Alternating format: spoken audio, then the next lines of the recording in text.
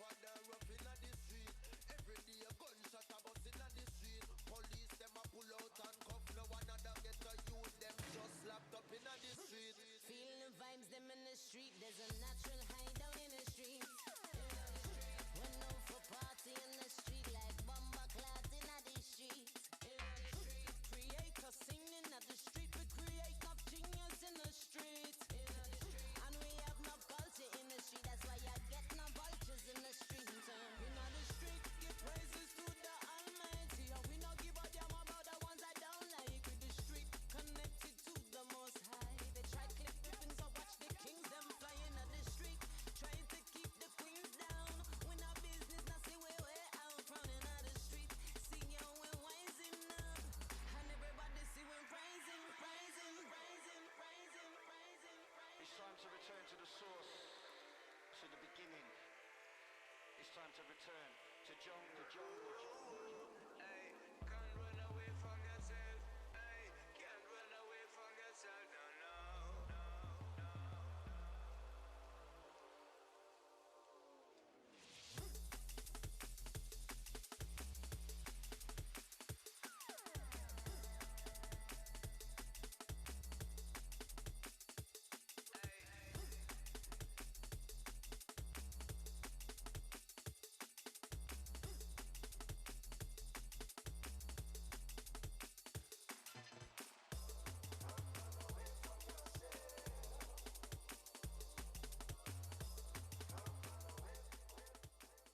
Hello, this is Sheree Adams, the producing artistic director for the LA Writer Center.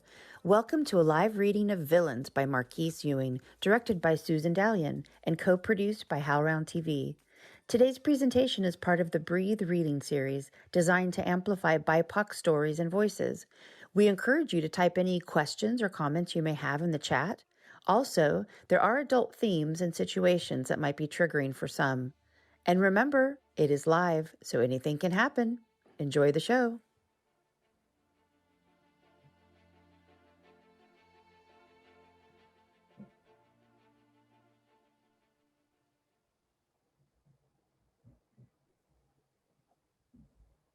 Villains, a play by Marquise Ewing.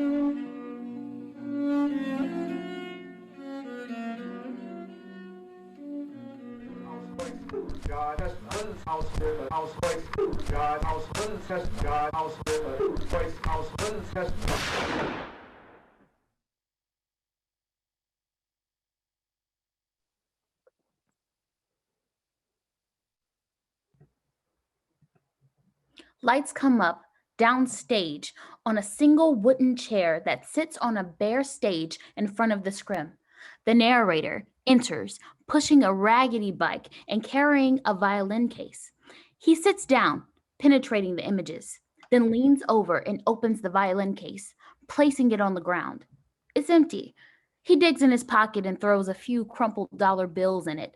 He has a ski mask in hand that he's deciding whether or not to put on as lights slowly come up.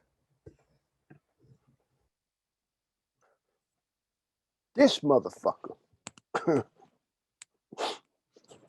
I'm moving. Fucking cops. Can't trust them. Always be lurking.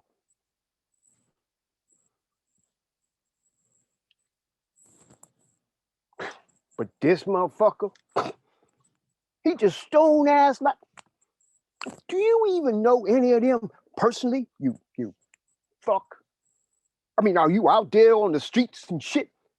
Let me ask you, no. Have you ever even held up a motherfucking sign, a banner, a Twitter phone in protest? No. These stone ass lies. You get your ass out that limousine, and I'm watching. See, I'm on my bike, but I'm watching this. Yet my portfolio is currently divesting in motor vehicles right now. But as I was saying, I'll watch this motherfucker get out his limousine, go directly into that air-conditioned, glass-clad tower that's blocking the sun out from my neighborhood, by the way. And y'all wonder why black people got vitamin D deficiencies. Because you building them towers to block their sun out. You locking them up in prisons for no reason. Okay, well, only this time I went in, I did do a little shoplifting. Gift card thing. For charities, of course. Somebody got to get back to black people. But it was $12. You hear me? You would think I did an illegal IPO for $12 billion or something. But no. Yet that's not the point. You stuffing us all in this urban landscape prison, packing us in like you know back when, and you giving us vitamin D deficiencies. So yeah, we got muscle aches and weaknesses, depression, post-traumatic syndrome, high blood pressures, post-crackification, lightheadedness, lead poisoning, because you rerouted the good pipes out of our neighborhood and gave us the shitty ones. Rickets. Little kids running around with rickets. I like your bow legs. They ain't bow legs. That's rickets. Muscles twitching. Epigenetics. And you wonder why you got to hold your purse when you get in the elevator with us. Like you think we trying to steal your shit. We ain't trying to steal shit from you, old lady. Our body is just trying to adjust to the urban regentrifications. But I digress.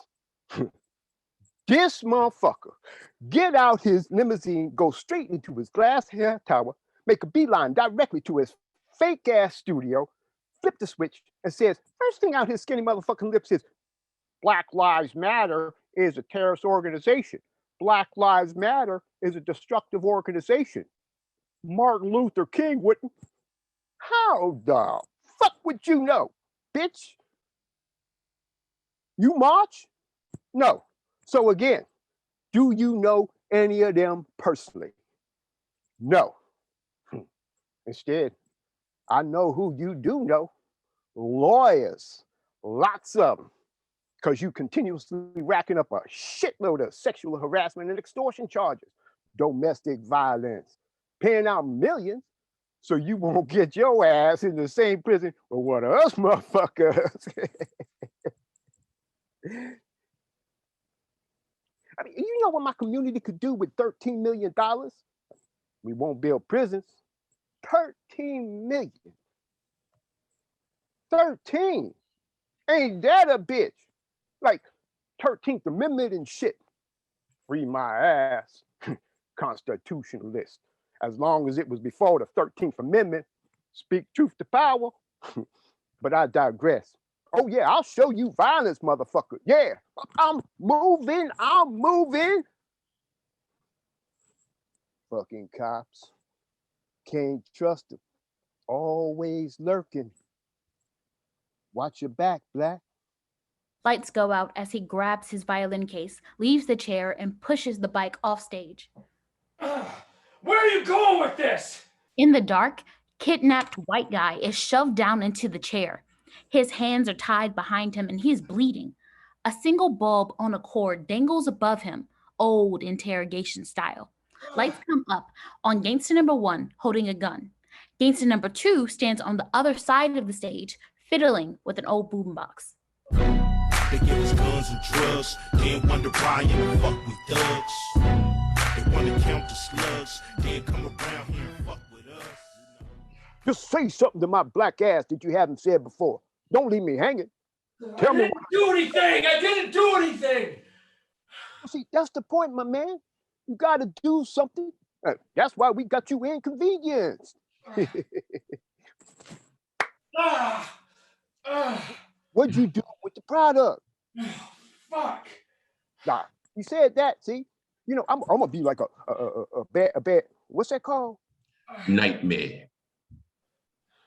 No, not that. I know that. When it keep coming back.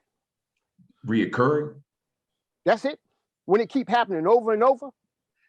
Series. Yeah. I like that. Recurring. Regular. I'm gonna be recurring in your nightmares till you tell me what I want to hear. What I want to hear. Something else. No.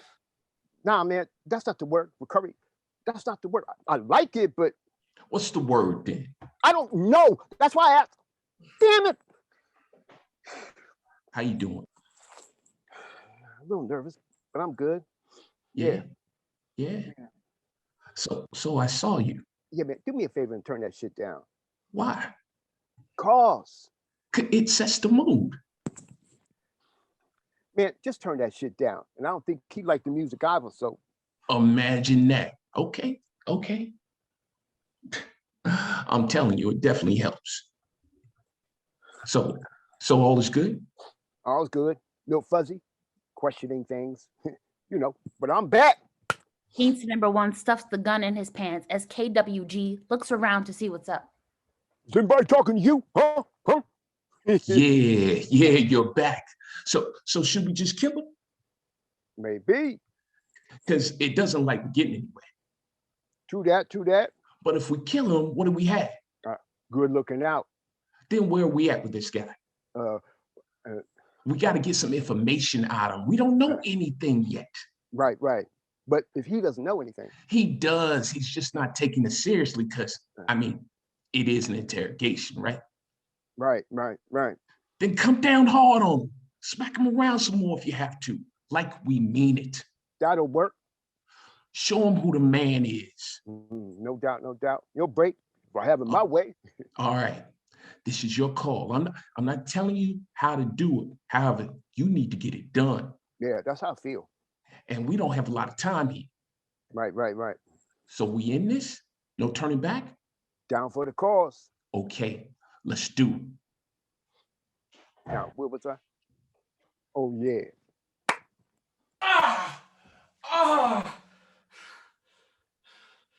Damn What do it. I want to hear? What do I want to hear? Fuck, something else. No, Something different. man, shut the fuck up. I'm talking to him.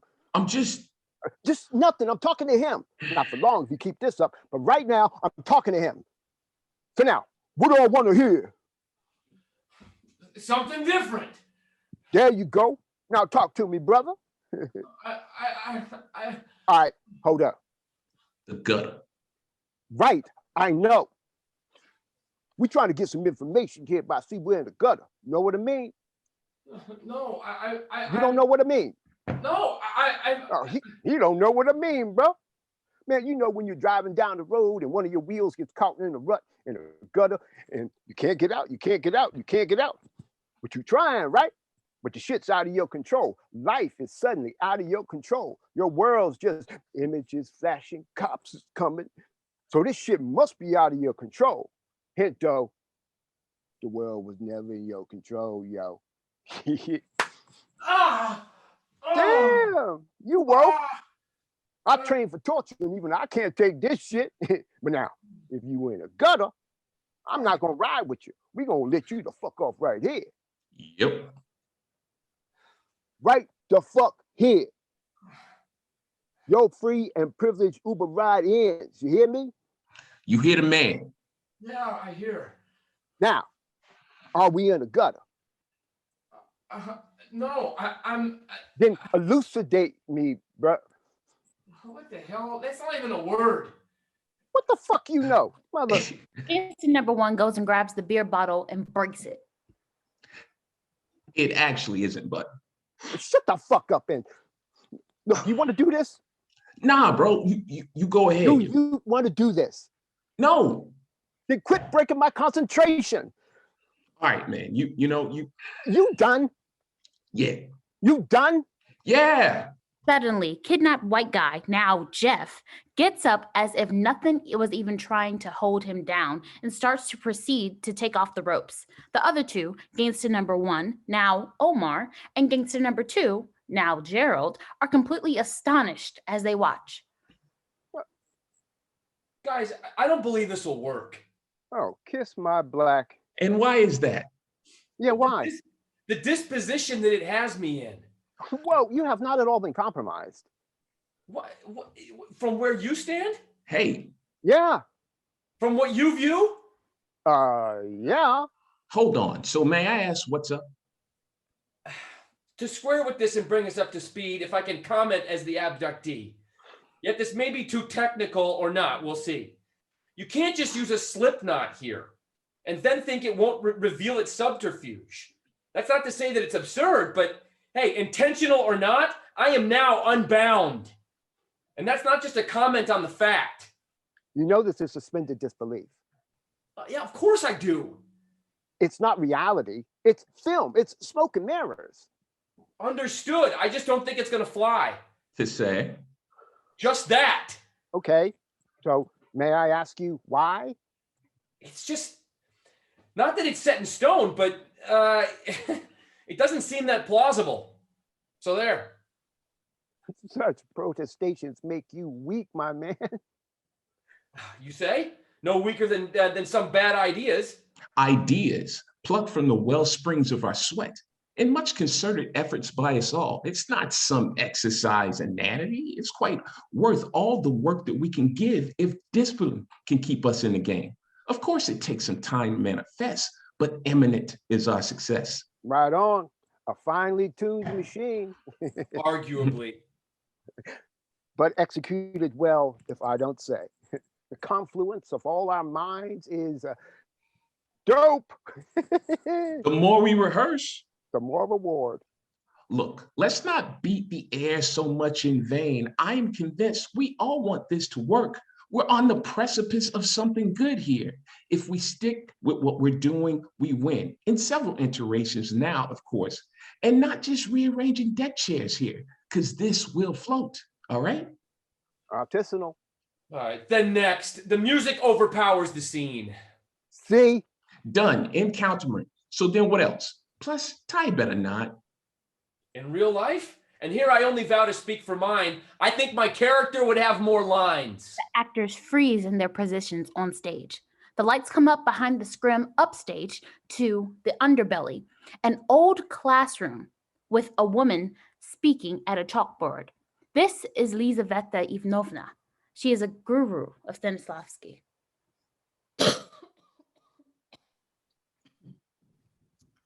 As if the person is expressing these fallacies on stage, Konstantin would tell us that it is incumbent upon us to politely vocalize our contempt for such distasteful abuse of humanity. The actor becomes on the chalkboard as the actors unfreeze and pull two more chairs on stage and sit like in a classroom. These lies, intentional or unintentional, are like a virus that completely undermines this diaspora of our collective. Yes, Doug? This bond in community that you must have on stage. Trust, it is not about you. There are your family. There are your brothers. It debilitates our genius. You would leave your brother hanging? Okay. Imagine that you're on stage and say Richard III, tak? And after the actor breaks the fourth wall at the very beginning of the play, bragging to the world how much of a monster she really is, if she never snaps back to the present and addresses her brother Clarence with the same bravado, never connecting to him, but still relishing in her joy of her hatred for humanity, where is the truth? Hmm? And Clarence would be left there to think that she's complicit in sending him back to the tower to await execution. So the play is ruined from the very start. They give you no empathy because you have none. The audience should just pack up and go home. So for this, you use the magic if. What would I do if I found myself in the character's circumstance? What does she do? The lights come back up on the downstage actors. Yeah, in real life, he'd have more lines. Oh, in real life, right? Yeah, because perps under duress, What? suspects under duress have a tendency to ramble. Yeah. Is that rule of thumb? I'm just saying. And who got this blood? It's really sticky. I did. I made it to the recipe on the theatrical website. It's viscous. No, it's sticky. Okay, so Jeff, you're saying, That's viscous. And what's with all the complaints? It's improv. That's how we get to where we need to be. right? Okay, so Jeff, you didn't get anything out of that? I learned that he doesn't know his lines. I know my lines. I'm trying to build character. All right, Jeff. Or look, 2 or 3 times at least you lost your accent, Omar. I did what? You hear this guy? What are you, a freaking cop? I did not lose my accent. I heard it. And I'm not from Newark. We know that. What? I'm saying, look, you can't just get up in the middle of a scene while I'm on the verge of a discovery just to. All right, you two. All right, you two. Oh, what was that sly comment about? Huh? Nothing. They freeze as the upstage lights come back on Lizaveta as she writes the word symbolism on the chalkboard. Lights remain on both scenes. They unfreeze. Jeff, what's not? No. Hold on. What did you mean by that code? Because I'm white and I can't effectively play the part of a white guy strapped to a chair incorrectly, mind you, that you happen to write? I didn't write it. Well, brother, certainly I can. I'm not your brother. Ladies. Yeah, well, certainly I can do a whole hell of a lot What? better. What? No, nothing. Just stick around. Maybe you'll learn something. Like? Ladies. Anyway, the other guy's white, right?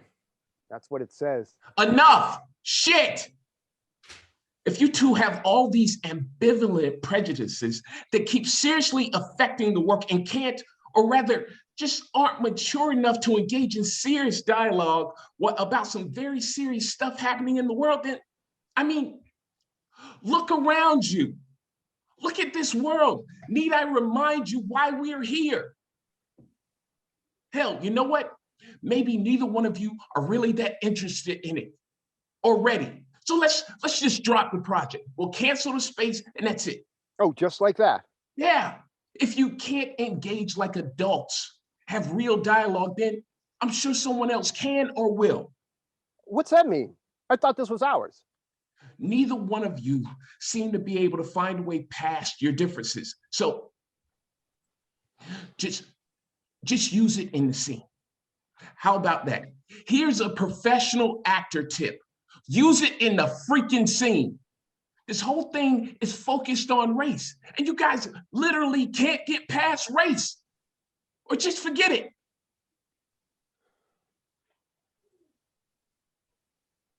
We can. Omar, Sure. because like this, we won't get anything accomplished. Agreed. But am I correct? The other guy is white, right? Now there's 2 white guys so far in the script, right? Yes. And how's that balanced? What? It's 2 white guys and 2 black guys? Well, when you put it that way, so it's twice as many now. Yes. And it's in the new script. Well, I didn't get a new script. But you did good on that part, bro. Here. So then which one is, oh, I guess I'll figure that out. All right, it's clearly marked. So Omar, look, you dropped the accent a few times. Oh, so now it's my fault? No, I'm not saying that. I'm just saying, look, take the note. You dropped the accent, okay? Okay, I'll work on the accent. See, I told you. Okay. And I'm not from Newark. All right. And Jeff, I don't think this guy is going to talk back like that and then have even more lines with a gun to his head. I just don't see it. He was. But you said not plausible? He. Take the note. Look, you were slapping me. I thought this one was supposed to be an exercise anyway. I was just going by the script. I didn't get the new script. And I'm not even in the interrogation scene. Yeah, it's not finished. So you got to act like the guy for us to finish the script. Right. Act like the certain guy strapped to a chair. Got it. Look, this. What? You want me to play both parts? I can play both parts. I can play both. Do prosthetics if I have to. No, we just got to improv our way through some of this. None of us know the real outcome. That's why we're going through all this. It's just improv. Yeah, okay. You've got to be, not act. Hey. Well, next time, why don't you play the guy, huh? I'll play your part. Yeah, I'll be the guy that's conveniently slapping you and see how you improv your way the hell out of that. Maybe I will. Maybe. Oh, Omar, stop. Jeff, back up. I still don't know what you were saying. What isn't plausible? Well, and see, that's the other thing. What now? So now I'm just a little confused on which way this thing is going. What do you mean? Are we talking kidnapping? No, We started off bringing a guy here to our scene, right? Right, that's the original plan. Right. But suddenly now we have the guy in the scene strapped to a chair, and that just seems precarious. Precarious. Yeah. It means to. I know exactly what it means. Hold up. No. The guy who's strapped to the chair is in the scene. He's an actor. Mort will watch the scene and we will give him a script to follow along. Then I'd rather be in the kidnapping scene. Well, at least I'd be in the scene that Mort's gonna see.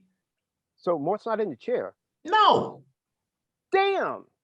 How the hell he gonna be in the chair, Omar? He's a producer. He's in the audience. Immersive. Right. Yeah. Jeez, what? In here, what scene was exactly? What scene was this Seven. exactly? Now, 7. now, Omar. Yeah, I know. No, you don't. Well, 7 looks different. Yeah, I know. I'm the writer here, right? Oh, that. Yeah, well, why?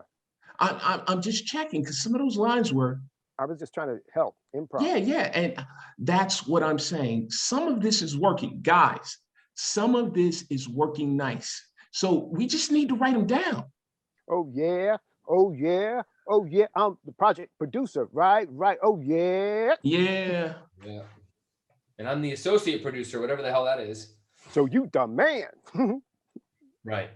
In a dystopian world. All right. So where are we? So let's do it. Hey, how was the beer bottle breaking? It was good. I'm thinking we should lead off with it. Yeah, it was all right. Good for you. It's sugar glass, I think. How's that? Could use it for safety. Safety? What the? You get cut? No. Then it's safe. It's film. It's not theater. Camera's right there. Zoom lens. In fact, hey, Gerald. Yeah. If we open up with it, it becomes a metaphor. Doesn't matter. It's still got to be safe. Right, Chekhov. It does matter because the broken glass is like the epitome of the violence in the Black community. We always breaking some glass. So it's the struggle that I don't give a shit about the beer bottle, Omar. Really, but if we write it in the script as in slow motion, that's how it becomes The mise en scene. no, duh, symbolic. Upstage in the underbelly, Lizaveta has busied herself on the chalkboard as she crosses out the word symbolism and proceeds writing mise en scene on the chalkboard. She underscores it. And your symbolism is embodied in your mise en scène. She glances over her children through the scrim, noting their levels of attention. She sees Jeff somewhere in the middle of the classroom, studiously reviewing the script. Which encompasses your set design, your lighting. Gerald swings a bare light bulb which dangles on a cord.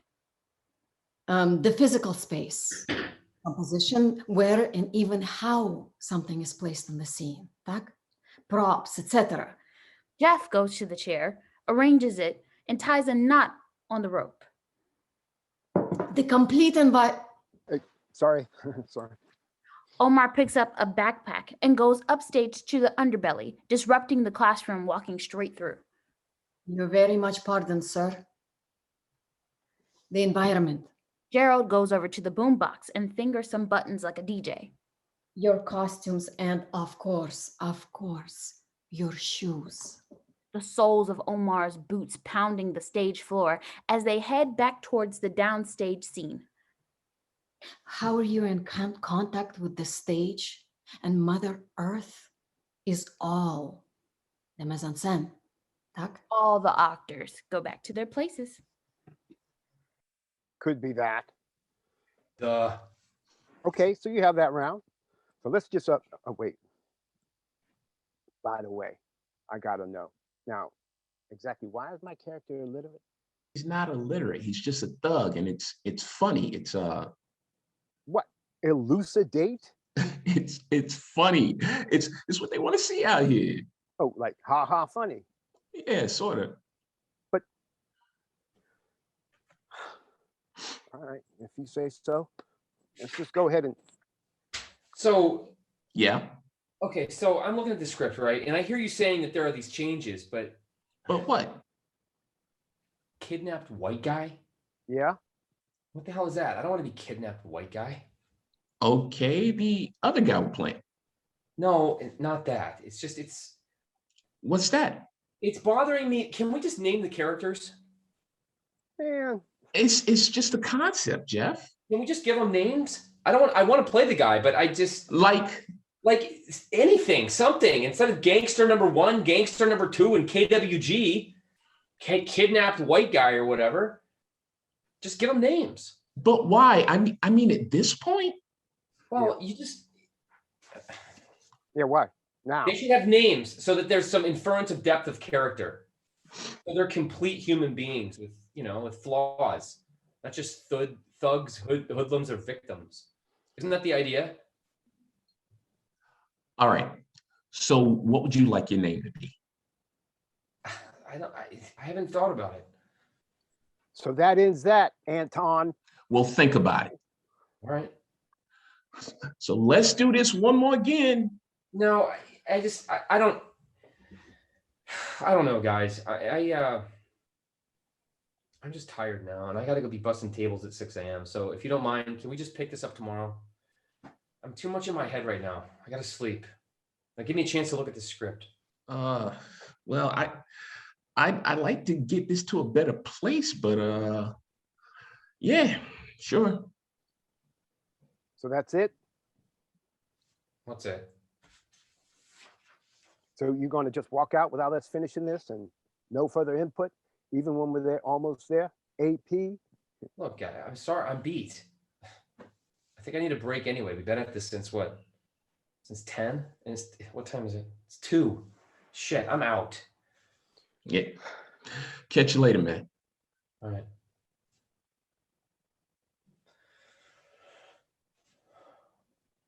Oh, we ain't cool, brother? Yeah, we're perfectly fine. Sorry about that. Nah. Some tense shit. but it's good. Yeah. Good. Omar sticks the gun in his pants. Oh yeah, hey, I need that. What? You taking the gun, Jeff? Yeah. Well, what are we gonna? All right, here. Omar pulls out the gun of his pants. The lights dim and the actors freeze as a spot is trained on the gun, with Omar transfixed in a glaze as it gleams. And remember what Chekhov says about a gun.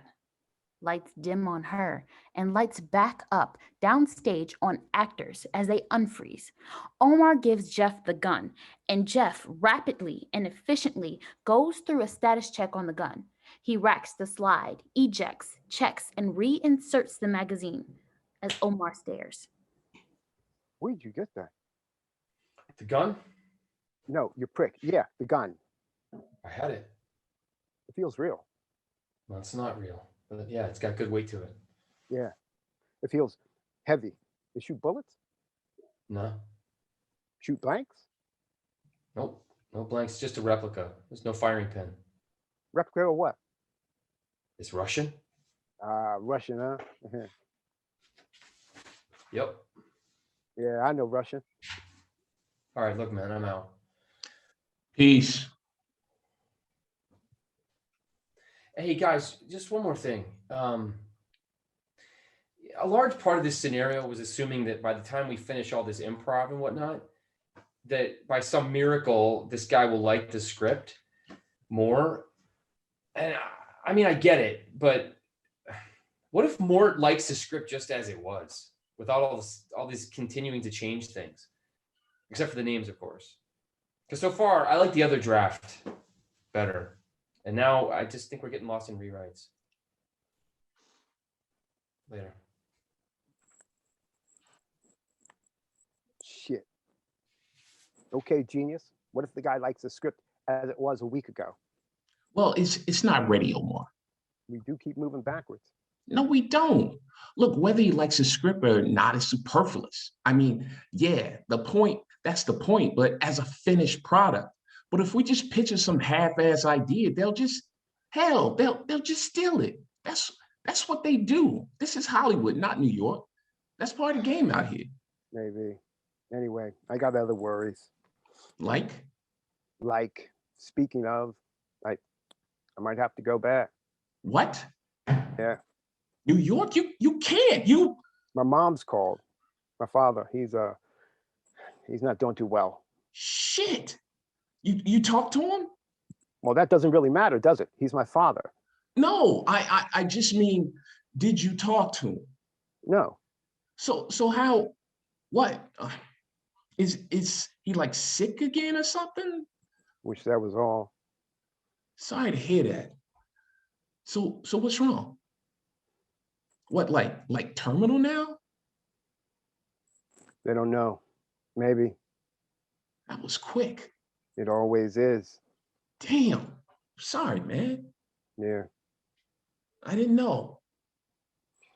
Yeah, I just found out before I came. I didn't know either. Anyway, I've got to figure this. Why didn't you say something? We're here to work.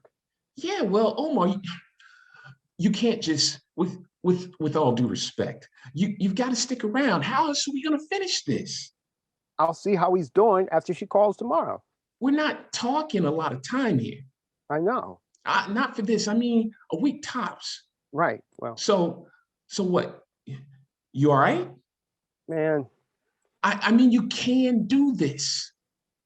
no, I'm gonna do this. My head's just spinning, but we'll just see what happens. It's your call. Right. Thanks. So anyway, back to the other issue. Which is?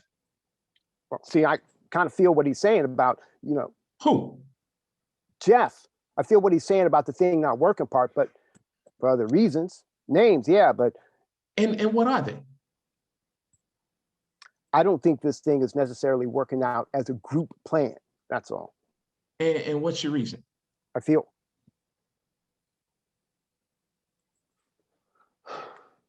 I don't know.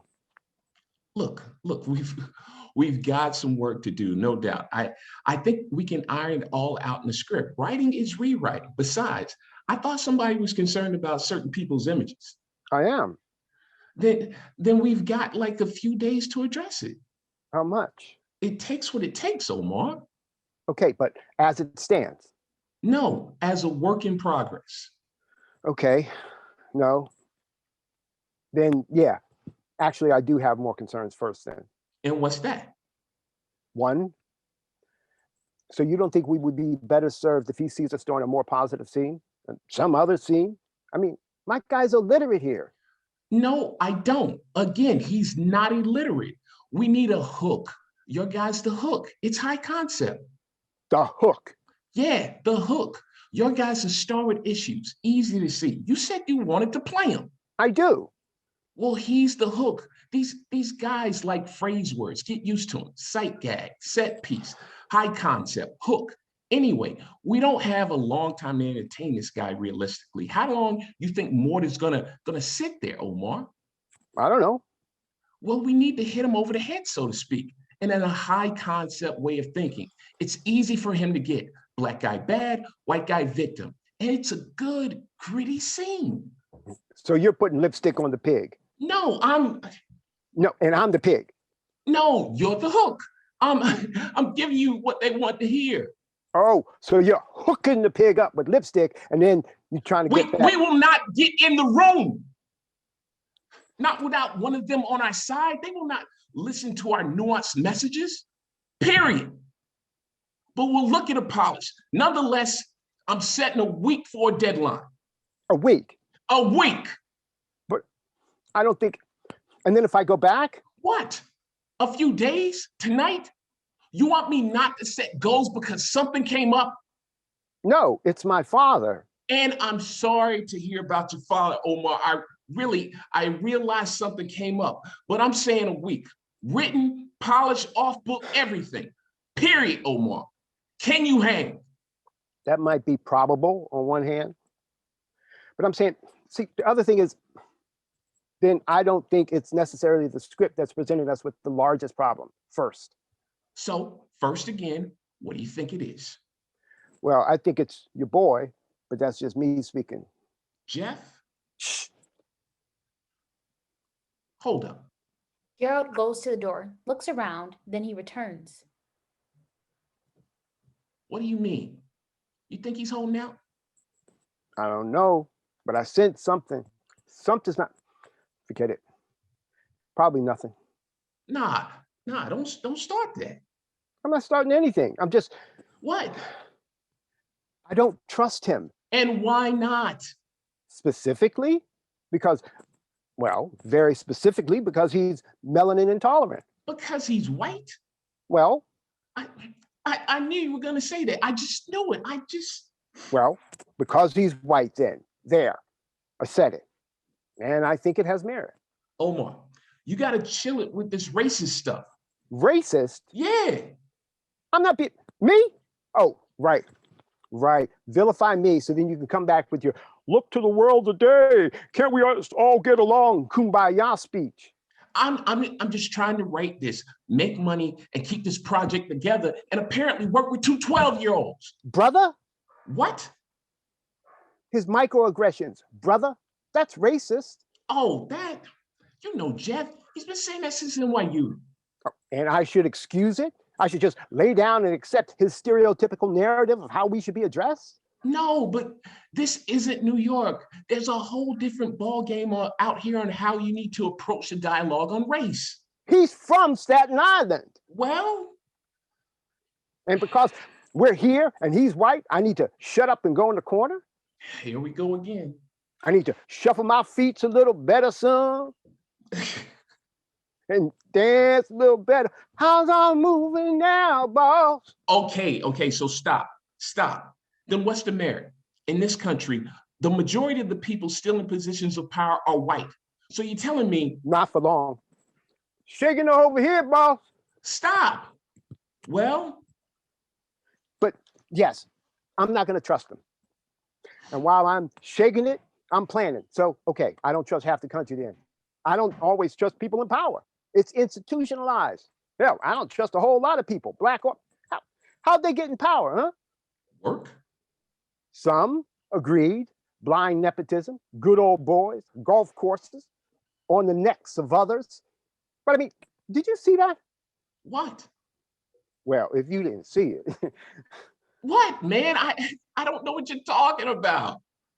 they're not even afraid of us anymore. Cause what? Because he stood up to you? He was in the scene. No, after the scene, you saw him. I know you saw him. We don't even have that on him anymore. So instilling fear, that's now your claim to being African American. Black. I like African American. That's your claim. No. Well, you can like it, but I'm just letting you know that it's a diversion to split up our numbers. But no. What? Look, I like African American. You like black.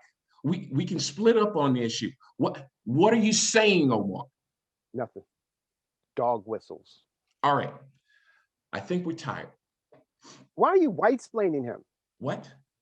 Making excuses. I'm not. Let me ask you something. What's that? You're driving cross country to LA and you decide to stop and get something to eat, right? Ah, here we go. Where are you? Where the hell is this going, man? It doesn't actually matter where I'm going. No, where are you going with this diatribe?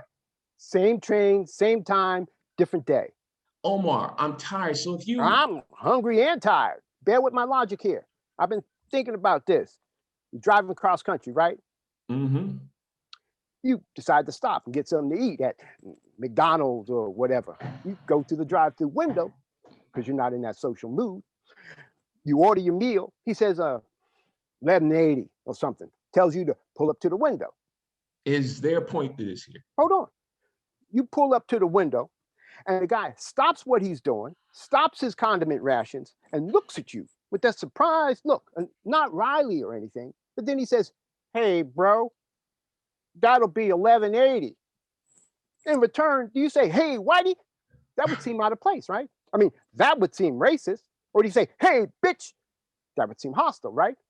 But in code, he stood up to you and he just said, "Hey, nigga" to you. Dog whistled your ass. Maybe even to let the rest of the guys in the pickup truck parked in the alley know that there's a black guy coming through. Or maybe so the people in the back can spit in your food. You are fucking paranoid. Maybe. But the point is, he just said, "Hey, nigga, bitch" to you. Do you take it? And while it may seem friendly, he just called you out. See, these people speak in code, and it's our job, black people, to decipher the code. I feel he's speaking in code. He's saying something. So then your dog ears aren't working. Apparently, I'm not as in depth to their special language as you are. Right. Do you trust him? Do you trust what he says? You gonna eat his takeout? You are fucked up. Do you sit around and think this shit up? Yep. Can't tell me the thought never crossed your mind. Next time you go in a white restaurant, you'll be looking out the back of your head, checking your food. They're names, man. What? Sticks and stones. Well, do you trust him? Well, I think he's adequate. See, if there's any hesitation, that can get us killed. Killed? Don't you think you're being a little fucking drastic, Omar? Whatever. Brothers getting shot for cigarettes. Nah. We're not going there. Because you damn sure know my opinion on that. Focus, Omar. Focus. I can't. My head's like, it's like, Let's just go. Let's just. Hold up. Let me copy some of these changes first. Look, while I know you guys go way back, alumni and shit, I'm just not willing to take that chance. Talking right. What are you saying? I think he needs a replacement, whether I stick around or not. I'm just looking out. Negro, please. Oh, now I'm supposed to say, good looking out, black. Really? No. Good looking out, Mr. African American. See, you stupid. Maybe. Forget it. Just call it my racist paranoia. You'll see. Well, I do call it that. But seriously, how could we even do that? Leave Jeff out? Like split it two ways? Yep. Easy. He's the one with the contact. He's the one that serves the guy coffee every morning. He's the one. He's the one. He's the only one of us who can give Mort our script, hand delivered, then bring him here without it being a major production. Can you imagine two African-American guys trying to solicit a white guy to come to a warehouse at night? Well, With Jeff, it's without all the Hollywood bullshit that we don't need to go through. He's also we need another plan then. the associate producer. Man, what the hell is that? Nobody in Hollywood even knows what the hell that is. I have learned that. Even if, and then what? In a week. Well, I still feel, what's the sense of doing it if we don't do it right? I'm just looking at the metrics of it all. Well, one person or one script doesn't change the metrics on the basis, Omar, not exponentially. I'm not starting from scratch. I'm just not. I've been working on this script for more than, look, we're here to tune this thing up. That's it. Put your damn senses on the back burner. Keep focus. I mean, if you still want to do this, otherwise. Okay. Keep the script, but replace the player. He's expendable. I don't. It's the Hollywood way, right? But then we still need, the script has two white actors. But they're tied up. How hard can that be? Man. I can make a call tonight. Okay, producer. So wait, you know white people? Yes. And we could still be on track. But then how are we going to get to this guy more? Well, I mean, did you think about that? Well, that's kind of what I'm saying too. Forget this guy Mort and get somebody else. Like who? See, you always act on emotions, Omar. No, I'm cerebral. I'm all up in here. I just don't know yet. I'll have to check. Check what? Jet magazine? Right. I don't know, internet or something. We keep relying on Jeff to get us to Mort. You don't think he's for real? Maybe. I'm just saying, we don't even know if Jeff's going to get us to Mort. I'm saying, so maybe we don't even need Mort. Vacate the wait. Jesse would even say that. Man, Omar, you're changing up this whole thing, and it's at the last minute. If the script is good, we can get anybody to jump in, even a name actor for that matter. I think we can change the whole angle and still get the same effect with someone else. Better. Again, like perhaps instead of an executive that we don't know whether he can greenlight something or not. We know this guy can greenlight something. That's precisely why we picked him. That's his whole legacy. And Jeff knows this guy personally. Pull up his page on your phone. So he says. My phone doesn't work in here. It won't flip open? Fuck you. No.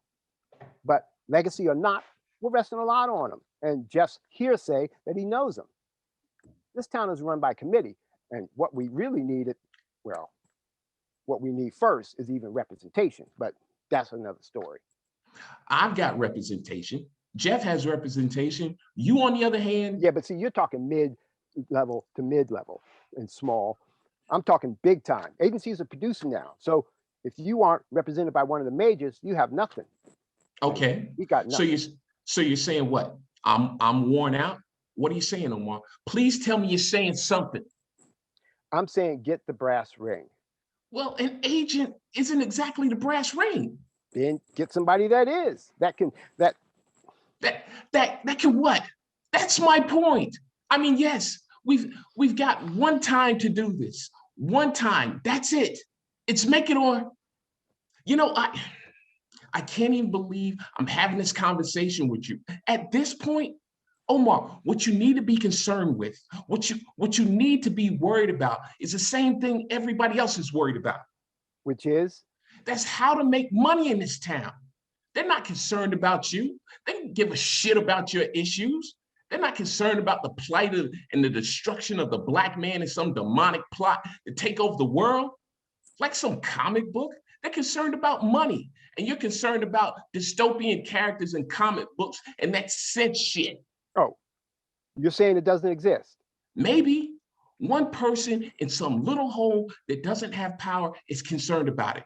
but they have no power because that's what they're concerned about. Small shit. The world is changing. But see, that's where you're wrong. How do you fit? How about when a whole bunch of writers and actors couldn't get work because of that person? When? What? The blacklist? Yep. History repeats. You're really bringing up the blacklist. Because of them, people couldn't get work. Yeah. And don't let me be the one to point out the pejorative word here is black. Oh, for Christ's sakes. Roby was on that list. Who? Duh. Paul Robeson. Robeson. Yes. You just went back 100 years to some slave black actor. He wasn't a slave. He was just. Yes, I know. Paul Leroy Robeson, Newark, New Jersey, Rutgers football player, singer, and lawyer, blacklisted for political views. Oh. And you think that was because he was African American? Well, that's not my point, but maybe because all the guy did was speak out on some human suffering. Right, and for that he couldn't get work because of a few guys. Well, with all due respect, you blow a big horn, somebody in this town is bound not to like your music. Perhaps. And that brother blew a real big horn. Well, I mean, Arthur Miller was put on that list. Arthur Miller? Yeah, super talented Arthur Miller, whose buddy sold him out on that list. Was he African American? Black? No. Arthur Miller? But he was a communist. No. I mean, I don't think so. So then you just proved my point. No, what? How? Because color association didn't matter if he actually wasn't a communist. No, you just proved my point. How? Because if it was just about business, he or no one would have been blacklisted in the first place. So it wasn't about money. It was about perceived fear and control. Okay. So what do? Pack up and leave? No. Drop the project, move back to fucking Botswana? No. Because I'm not leaving. I'm not going anywhere. And I can't go back to New York. I can't go back. I go back on my own terms, not because All right. not because I didn't succeed, I didn't make money, or just because something happened. No offense. None taken. I'm not spinning my fucking wheels here, Omar. Shit. 2 people in the fucking river. What's that? If there's 2 people drowning in the river, one of them is you, one of them is your best friend. Who do you save? Yourself? Right. So I'm not bailing. I'm winning. And no one is selling anyone out. All right. We just need to stick to the damn plan. But the plan's not working. You have to stick with it. You have to give it time. No, I just want to get it right. Right takes time. Oh shit, that's it. What's it? Well, truthfully, at this point, it could be reality. Reality?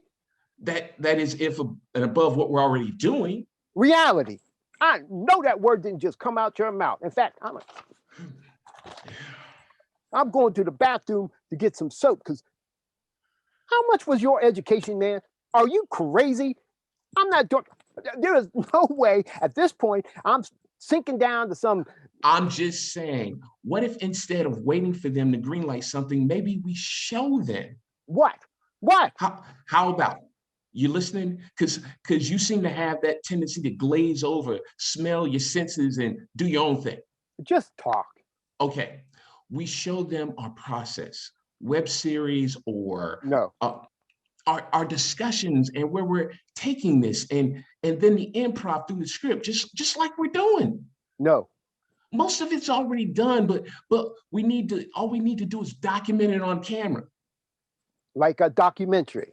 Yeah, and we like a film. Film. Yeah. With the real guy. Smacking around the real guy in the real script, right? Well, not exactly, but we have to do something now. We don't have the script you want, and you don't have your lines. Oh, I have my lines. And you might have to leave. I don't know yet. Well, that's the only thing I can think of with quick results. And you and I both know we've been out here long enough. You go strictly by the book and it doesn't work out. You have nothing. So then when are you planning to get the script to someone? When are you going to be happy with it? I don't know. So at this point, you just shuffle the cards, Omar. You might leave, but yet you want a certain type of product and you shoot down every idea. Well, I don't even know if I want them to see the process that we go through. Why? It's private. Well, think of it as an exercise. Look, I'm interested in playing doctors and lawyers, and that's not so much in their reality. We're still mostly thugs, and sidekicks, and guys that die first. That's all they earmark us for. So I'm saying that if we're developing something, we have to maintain some control. We'll still have control. No, you have no control over reality. So I'm just not playing any more shallow written, senseless villains that don't have a through line that these people, both black and white, keep writing for us. I don't want us to do that. It gets us nowhere. without a hook. Right, without a hook, whatever that is. We are intelligent actors capable of whatever. I'm with you, but look, I've got my pulse to the industry. I know what these guys are looking for. So trust me, you'll get over it just like everybody else as soon as the money starts rolling in. Boom. Well, let's just make sure that you want the same thing that I want. Boom. What are you saying? My conscience has several thousand tongues, and every tongue brings in a several tale, and every tale condemns me for a villain, Richard III. Again, what are you saying? Be hungry, black man, but be hungry for change. Systemic, the big picture. Don't put baby in the corner. All we need is the right script and then the right people. Find the team, then find the player. All right, I'm burned out. I can't think anymore. Hang on to my script. Write all the white guys bad and the black guys good if you must. I'm not doing that. Well, whatever you do, hurry the hell up. We're out of time. Kneel, stand, pump your fist, make a band of protest, but handle your shit and get it together. Then I'll look at it. Not to say that we're going to do it. I'm telling you, leave it to me and we'll get there. Then 2 fucking days, Omar. 2 fucking days. I'm on it as we speak. All right. Remember, find the team. Find the player. Yeah. Later. I've got someone in mind. Well, let me know. And Jeff? We'll see if he comes through, right? I guess. Look, if he doesn't get this guy, he's out. It's simple. Absolutely. Absolute. Gotta earn his keep. All right. You know, Omar, truth is, if society really wanted us to play the villains, they would be more honest if they would just cast us as cops, CEOs, judges, lawyers, and politicians, and let the white guys be the hardworking pimps. I hear that. You out too? In a minute. I gotta think about this shit. Peace. Swing low, sweet chariot, coming forth to carry me home. Swing low, sweet chariot. Omar goes to the chair at center stage and sits with the script as lights dim on all but him.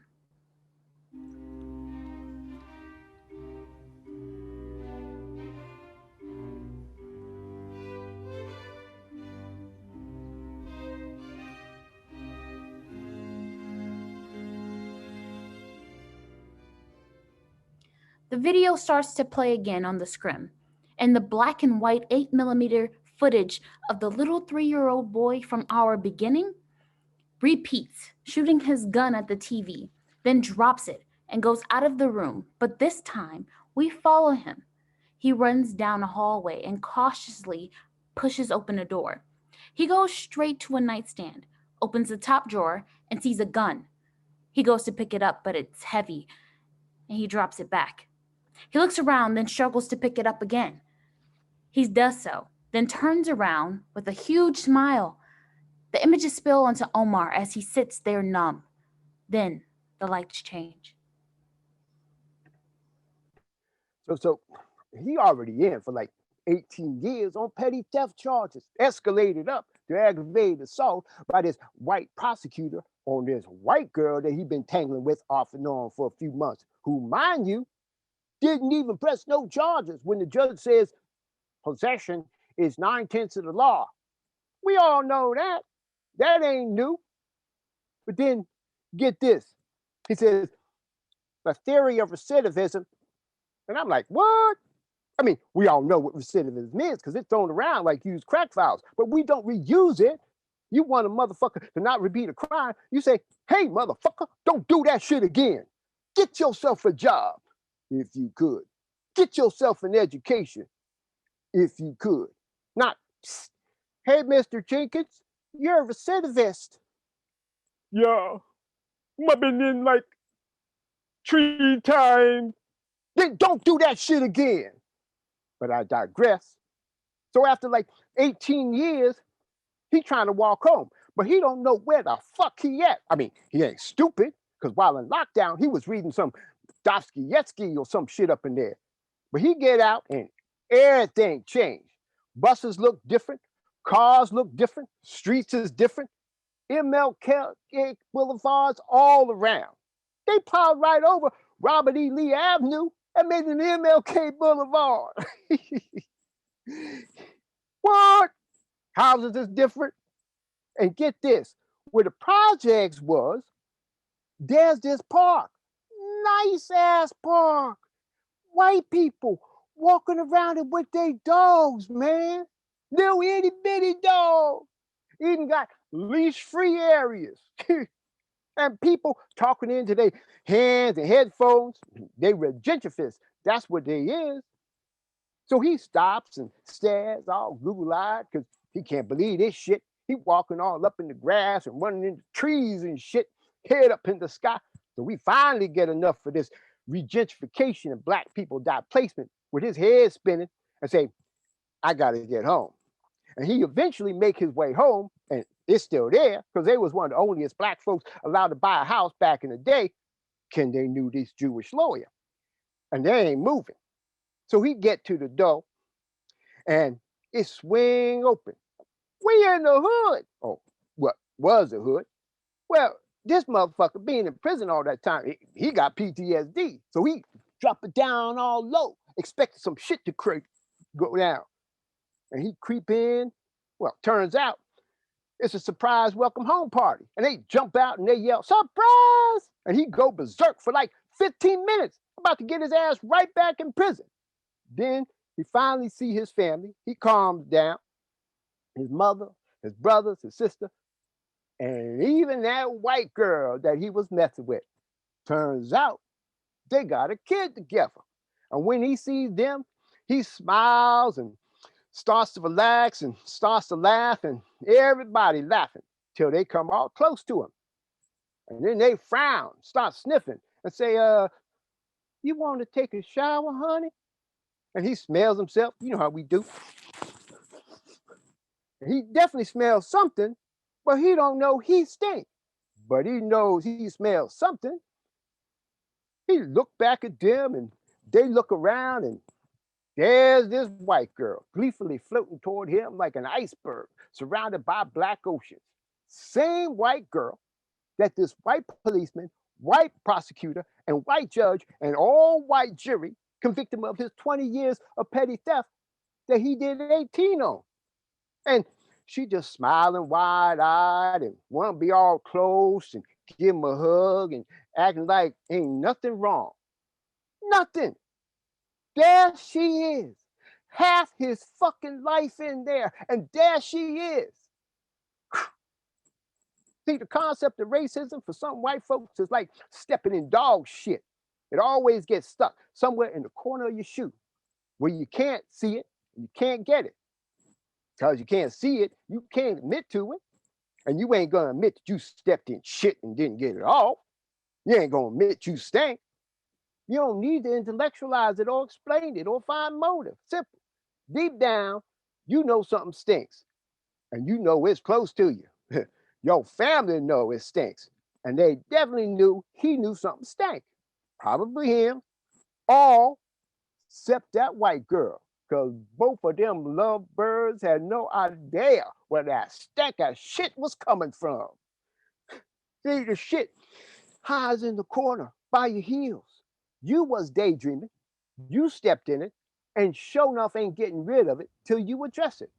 That's why I say there ain't nothing like racism, except for maybe dog shit. I don't believe it. Lizaveta is in the audience. The lights come up and to an isolating, harsh, and blinding spotlight. Excuse me? I don't believe it. Yorunda, what, this, what is that? I thought, well, And are you breaking the fourth wall, Omar? I Who are you talking to? well, And what is that from? Is that is that from a play? no, ma'am. No, It's from, no, it must be from a classic. Yes, I'm sorry. this one. It must be from something very classical. I got, Because I know your spirit deep down, Omar. And in all of my years of studying the classics and working with very talented actors in the theater, I do believe that by some major mistake, of course, that we have somehow managed to overlook that marvelous piece of work that you have. How is that? it's from an indie film that Indie film. Yes, of course. I saw it. I saw the lighting, the makeup, even the camera angles, close-ups, zooms. But you know what I did not see? You know what I did not see, Omar? no, ma'am. I did not see the truth. So I don't believe it. I'm sorry. Don't be sorry. He must be why I did not recognize such pretentious, stereotypical, underdeveloped, racist cardboard characters. Ma'am, How was the movie? ma'am. How was it? Good, bad, some bad, devilish urban plot? It was all right. All right. So you think it is okay for you to waste the class's time with all right work? Mediocrity? I admittedly didn't hit all the notes. That No, it's like opera. Which? I'm sorry. Yeah. Which opera? I'm saying that. So should I just go back to this motherfucker monologue? The classic one? So should I bring in a classical monologue? Something earning the level of your character? Why would you do that? Of course. But Omar, Yes, ma'am. are you upset? No, ma'am. Good. And stop it with this mom stuff. Make me feel old. She comes towards him at the foot of the stage. I'm here. Lucha. That's better, right? Yes, ma'am. Yes, Ms. Ivanova. Lisa, just talk to me like we're equals. So, Omar, what is your obsession with these bad guys? I think they're villains. yeah. Yes, I guess so. And do you think they're cool, these gangers? No, not necessarily. So why denigrate yourself? Answer me, like why? I guess because they're usually the better characters. Really? Well, yes, I think. But Ms. Liza, Lisa, yes. really, I guess we play villains because it makes us feel free, and even if it's only for a moment, it makes us feel empowered, like we have something. The man. The stage can do that. And this one? I guess not. So should I do Othello? Othello. Yeah, right. Some, Othello is not a villain. Why would you think he's a villain? I just, He's black? no, no, not at all. No, You're just, not ready for Othello. You understand? yes. He has certain stature. You're not there. Okay. But can I answer that? What? Are you crying? No. That's the truth. Live in that. Now, what are you saying? Othello, he's a villain because he killed his wife. Oh, well, there's that. And it is very tragic, don't be mistaken, which is part of why it's great tragedy, but he's more of a victim. It's those Venetians. Excuse me, Except, of course, maybe Vivaldi, perhaps. ma'am. Nothing. It is disgusting how great drama gets recreated and distorted for political reasons. Connie was a good Othello. But Robbie was wonderful. Anyway, So, Othello was their hero. He saves their country from the defeat of war. Their homes, their precious children are preserved. And yet when he comes home, he's turned into the villain because he's black. no. They would rather hate him than the enemy. A proud, accomplished general of war comes home, who should be king, yes, comes home and does a very human thing. He falls in love. The incredible spell of love traps him, simple. But she's the daughter of a filthy rich politician who says that Othello is not good enough to marry his daughter. So he's the villain. Her father. And these declining circumstances are then spurned on by other like minds, villains, and by bad guys, mind you, into Othello's irreversible rage and jealousy. And under the pressure of society, this hero buckles to low self-worth. So who is the villain? When you put it like that, Iago, the white guy. You're incorrigible. Now stand up. New York.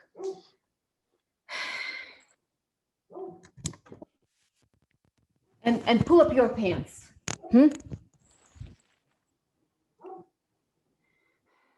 Где правда, там и победа. Now, good sir, be a man. Be every inch a king.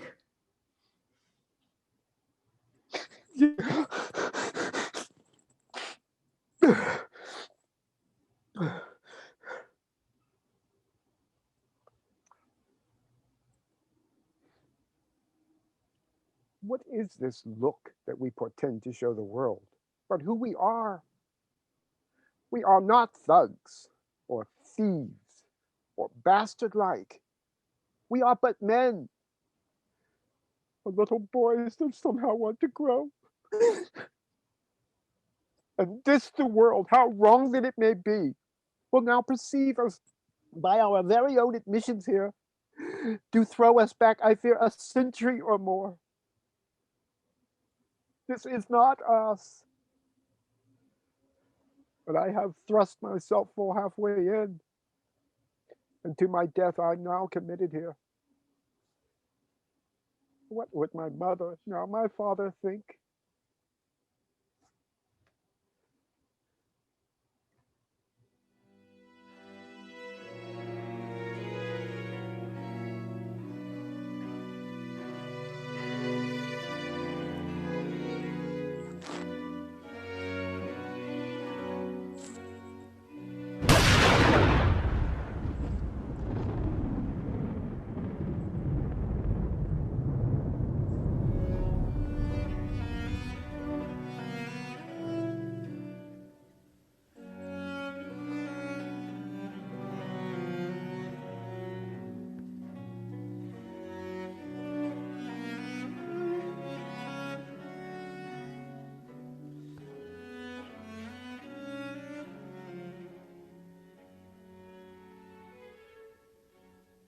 Upstage, behind the scrim, the lights slowly come up as Jeff enters, looking under desks, tables, corners, looking for something. He makes his way downstage to the rehearsal space. Who? Yo. Hey. What's up, Omar? Oh, hey. You still here? Yeah. You all right? Yeah. Playing around with the script.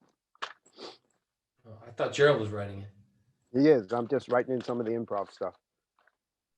Yeah. Huh. Yes. Why are you here? I thought you went to work. Oh, not yet. I left my phone somewhere. I thought I'd get it before I went though. Yeah? Yeah. Yeah. Did you see it? Nah. Oh. Hey, we cool? Yeah. We're all right. Okay. Hey, look, Omar, I know we don't see eye to eye, Probably not. but I'm just wondering if we can work here together. There's that possibility. That's what you're gonna give me? What do you want me to say, man? You want open arms, you got to talk to Gerald. He backs you guys up. Right. Right. Look, man, we're all actors here. We're all just looking for work, so we're all in this together. Privilege would say that. What? Privilege, the absence of those additional obstacles due to race. You think I don't have obstacles? Are you saying that I'm saying that whatever you have, I have more, period. So we are not all in this together. You and me, we're on different sides of the tracks, my man. Let's get that straight. You know that, I know that. I mean, you know this. Yeah, whatever. You're two different trains, never the same. Trains may pass sometimes like now, but the destination is different. And the bumpy ass, sometimes non-existent train ride that I had going to Bed-Stuy or back to Newark for that matter. Okay, all right. Well, excuse me. I forgot this is a black man pity party up at his joint. Man, fuck you. Find your phone. And when I find my phone, I'll call up some of the brothers to throw you that pity party, yo. What? What? Do you have any fucking idea what I go through on a daily basis? I mean, No, waiting to buy a cup of coffee, I get harassed by cops. So the barrage of profiling racist shit that I go through, you know what? I don't see it. But let me look under the bottom of my shoe and see if I can care. man, Ugh. I mean, get the fuck out of here. Oh, big deal, huh? So you can kick my ass, right? The big burly black guy can kick the little white guy's ass? Look out, world. Man, you just better leave well enough alone. Don't think I'm your fucking doormat, Omar. That's a negative. That's you will be mistaken. Yeah? Right. Just need to finish this process in the next couple of weeks and I'm out. There you go. Do you know what your problem is? Entertain me. You think the world's against you, man. You think the world's against you simply because you're black. So you protest me, and in the big bad world, there's always a white guy with you. Usually. And while I'll be the first to acknowledge that there is prejudice and there is bias Was that exists. that little black girl that you were fucking that told you that? Oh, She clean your conscience? Give you some of that liberal love? No, man, she didn't have to tell me that. I can look around and see that with my own fucking eyes. Good. And I can stand here, and I can't stand to reason that the world has some. Look, man, I can stand to reason that the world has some extreme prejudices. I get that. I just don't believe that you need to wallow in it. Okay? You just grab your bootstraps. Because what she did tell me was that the reason why she dated me was good to see. It wasn't because of the dick thing, that's for sure. Yeah, we know that. But it was because of a ball thing. Or should I say lack of them from the black men around her, deserting their families. Who the fuck, motherfucker? If you want to walk And out of here, you know what? gotta just. You can try to kick my ass. And no, you know what? Let me rephrase that. I'll let you get a hand up just so I can finish what I need to do around here. Yeah? Yeah. I don't need your. What? You think your PC ass is going to get you anointed into Negro heaven? I don't need your social commentary, your liberal. I'm sorry, Your progressive ass hangs with a few black people, and now you're a fucking savior, blue-eyed Jesus. That's why you're sticking around here, working on a pass. Just get the fuck out my face, man. I will leave for now. But you got to answer me this one question, Omar. Just this one question. What's that, associate? When I walk out, shut the fuck up. When I walk out that door, and I will walk out that door whether you think you'll beat my ass or not. Will things change for you? Huh? Will there suddenly be some miraculous change in your life? Or is that something that you have to initiate? And being that you're so comfortable in your own fucking skin, do you have to use that excuse that you're black just so you can fail? Because obviously you have an enormous dedication. You got, shit, man, you got the smarts, you got the looks, you got the talent, the schooling. And I look at you and I look at me being a white guy and I say, God, if I could just have half of what that guy has. Why would I throw this all away? Why is that? It's not the world against you, Omar. It's you against the world. I see my phone over there. I'm going to get it and I'm going to go. Yeah, you do that. Jeff goes to get the phone. Omar, have you ever asked yourself why you were never called into your boy's agency? When you were desperately looking for an agent? Check this, man.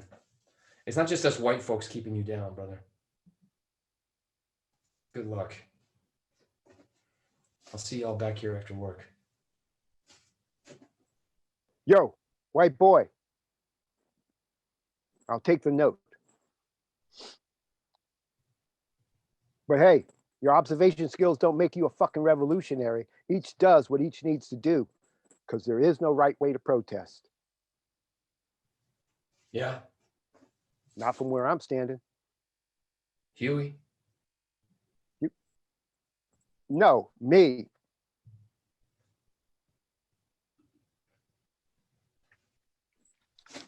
Shit! Omar throws down the script, then grabs his stuff and exits. Blackout. Lights up as Gerald enters looking around. Then Jeff enters with his backpack and a brown bag. Fuck, man. The guy didn't show up. Mort? Yeah, Mort. What do you mean the guy didn't show up? Just what I said, Gerald. I went to work as I planned and Mort didn't come in. Did he call? Why would he call? He's a customer coming in for breakfast at a diner. Well, maybe. What time again was he supposed to come in? You know, like we said, the same time he always comes in, 6:15. 6:15. Yes, 6:15.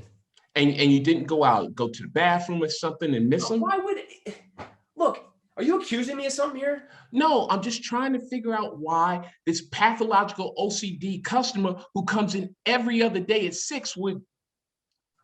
It's just 6:15. Worse yet, 6:15 wouldn't come in on the very day we need him to. I mean, unless something went wrong. Yeah, well, you want me to go down there? Why would I want you to go back down there, Jeff? It's 8:30. He wouldn't be there. No, I imagine not. Hey, you want a coffee? No. You think he was tipped off? Tipped off from what? Eating his breakfast? I'm just saying, like blacklisted. What? By who? I don't. Fuck. Shit. We need another plan. Well, we don't. Well, you know what, Jeff? All in all, I don't know if this is gonna work out. What? What do you mean by that? I mean, I just spent 2.5 hours in the middle of the night trying to convince Omar why you should stay. Hold it. You guys are thinking about kicking me out? Well, I'm not, but Omar is convinced that we don't need you in the plan because you don't really have any real connections. Oh, come on, man. That's not fair. And now I got to go back to him and say that he was right. I got the connection. He just didn't show up today. I don't want to be the one to say he's right.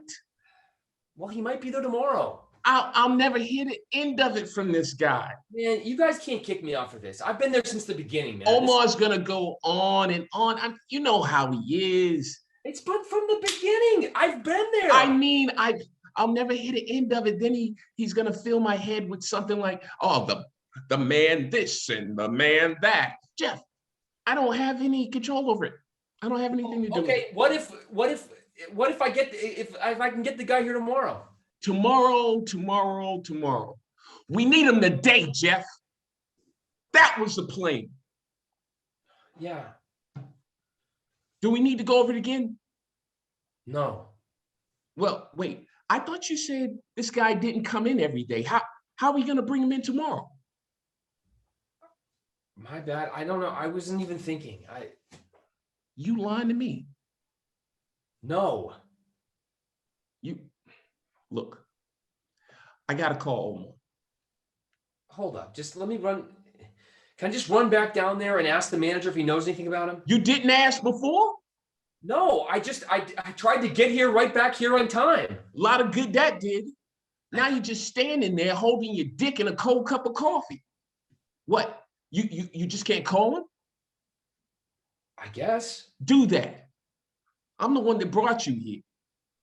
Well, I know that, and I appreciate the sentiment. Yeah, well, sentiment.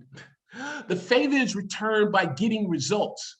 Let me see what Omar says first. I gotta call him. I gotta fucking deal with him.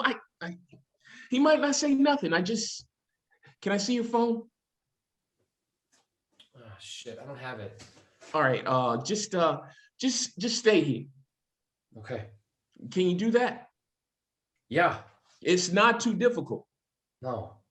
No, you can't stay here, or no, it's not too difficult. I'll be here. Gerald exits out. Jeff goes to his bag and pulls out a small camera and hooks it up and hides it in the same place where his phone was. Gerald returns. Oh shit. So you talked to him? Yeah, What'd he say? he's coming. So what? We wait? What do you think? Yeah, we wait. Is he gonna at least let me play one of the parts? I don't know, Jeff. I mean, I don't have to be associate producer. Mm, I'm sorry, man. I just forget it. Malalovich, Vladimir, Malalovich, Vladimir, What? or Andrei Malalovich. Yeah, that's what I want my name to be. My character. I mean, Yeah, okay. Are you shitting me? So you were so busy thinking up this name that you missed the guy? no, he didn't come in. Yeah, just checking. Fuck! Jeez. Hey, so I ran into Memphis Jennings the other day. You remember him? Nah. Is he important? Depends. Well, will he get us work? I don't know. He's that director that was in some of our classes at Tisch. Oh yeah, the nerd. Right. Who could forget an African American guy with that name? Hey, he asked about you. Oh yeah? Yep. What'd you tell him? Well, I told him that we were doing a little something together. Yeah? What'd he say? I didn't say too much because I didn't know if it was kosher. Yeah. Good looking out. Yeah. He sound interested? I don't know. But, I mean, with what you told. I'm not sure. Is he here? It sounds like it. I mean, maybe bi-coastal. Yeah. he's got it like that. Maybe we should pitch it to him. Yeah, maybe. He reminded me of that girl that you dated. What girl? That one girl. The one you were dating in grad school. No clue who you're talking about, Jeff. Was it Deborah, maybe? Oh, her. You remember her? So what'd he say? Well, I mean, he didn't say much. He didn't say anything about her, but it just reminded me, it reminded me of her. So So what? So whatever happened to her? I don't know. You don't know? But the question more is, whatever happened to you? When?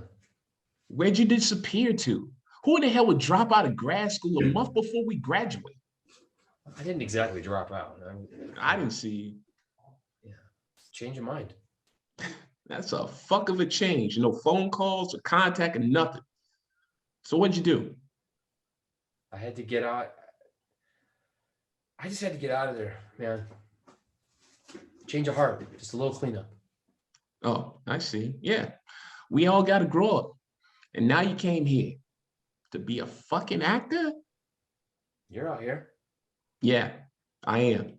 Waiting. So whatever happened to her? Why? You interested? I'm just curious.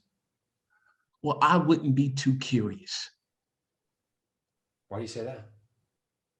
Just saying. Look, I'm gonna get out of here. So what are we doing?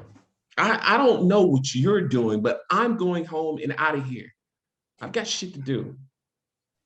But in a few, I mean, we're waiting for Omar, right? I mean, we're waiting for him too, right? I was. Now it's just you waiting with your coffee, your inquisitive mind, and holding your prick. Fuck Omar. He's not here, and fuck you two for messing up the plan. I just knew he was gonna be the first one to fuck it up, and you the second. Why do you say that? You guys haven't fucked this up so far? Man, if it falls apart, we're all done. I'm not losing. I don't lose. Omar, he's not gonna listen to me, man. And I'm out because I don't want to wait. No, you're out because you fucked up. Sorry, you did fuck up though. Yeah, I know, I did. All right. I'll wait 5 minutes. Cool. So like you were saying. So What? What, man?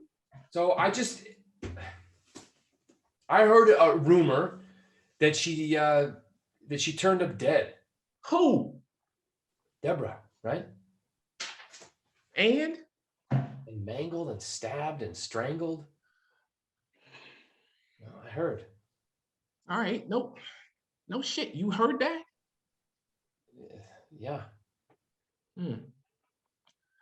When? You didn't hear anything about it? When? I don't. It was a few years back. Nah, that's too bad. You never heard from her before then? Why would I have heard from her? We weren't together. No, I just thought maybe you stayed in touch. What? What are you now? A fucking cop?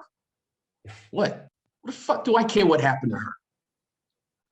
I don't mean to be insensitive, but Oh, sorry, man. I didn't mean to hit a nerve. not a nerve. It's just what the fuck do I care? I got all this shit I got to worry about, watching up after you and Omar, and you're asking me about some girl? You dated her. Everybody dated her. What? You keeping track of the people I date? No. So what the fuck then? She wasn't nothing to me. Well, then I was sorry. I was just the bearer of bad news then. Yeah, well, that it is. Nobody's showing up on either side. I'm out of here. Me too then. No, you get this guy Mort, or there's no sense of you coming back. You hear me? Yeah. You bring this guy or you don't come back. Yeah. And what are you doing? What'd you say? I didn't think so. I'm the guy who's doing the work. All you guys got to do is what? Your job? Bring the fucking guy here. I'm the guy who has to package it and make it work. They talk to me. No me, no nothing. You get the guy today. Fucking today. You hear me? Going to the restaurant. Go to his house. Go to his golf club. Ski behind his fucking yacht. I don't give a shit where you go. You get more today. Gerald leaves out as Jeff looks over toward the camera that he left. He checks it, then exits. Lights start to fade.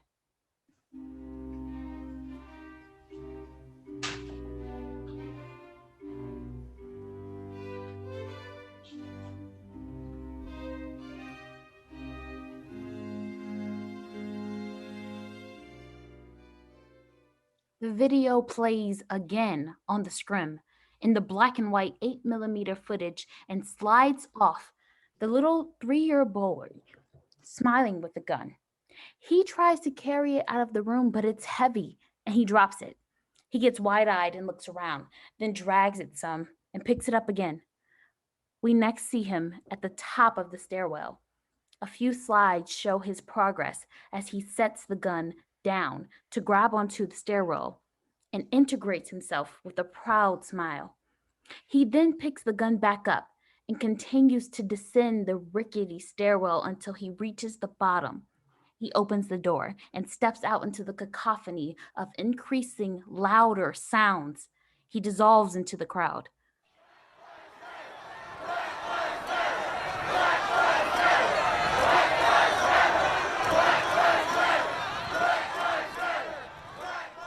Omar enters downstage.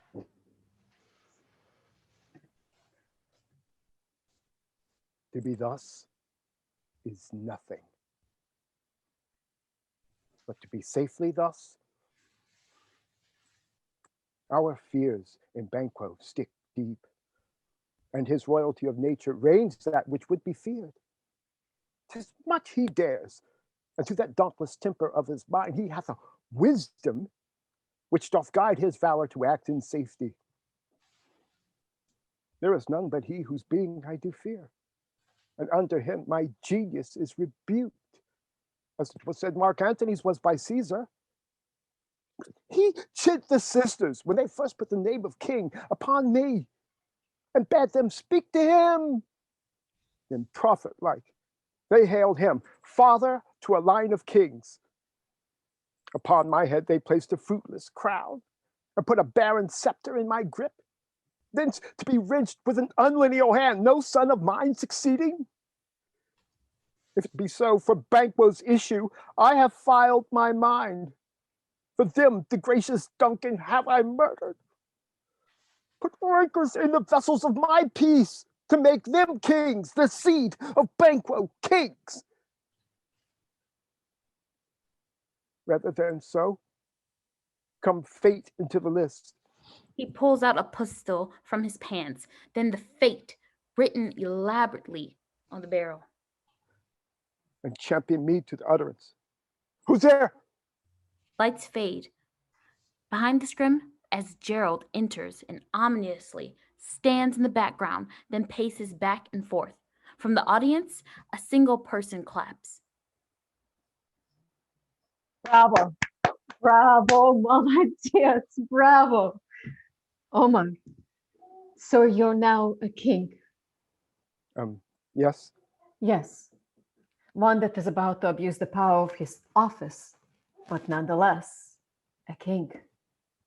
So be aware of this tendency and be not so corruptible. Yes, ma'am. I mean, thank you, Lisa. Oh, and remember what Chekhov says about a gun. If you bring it on stage, You have to use it. Yes, ma'am. there. Omar stares at the gun, then walks toward the wing where he will stick it in the bundle of cases and grab them, bringing them center stage. He pulls film equipment from the cases and starts setting up tripods and lights. Gerald enters.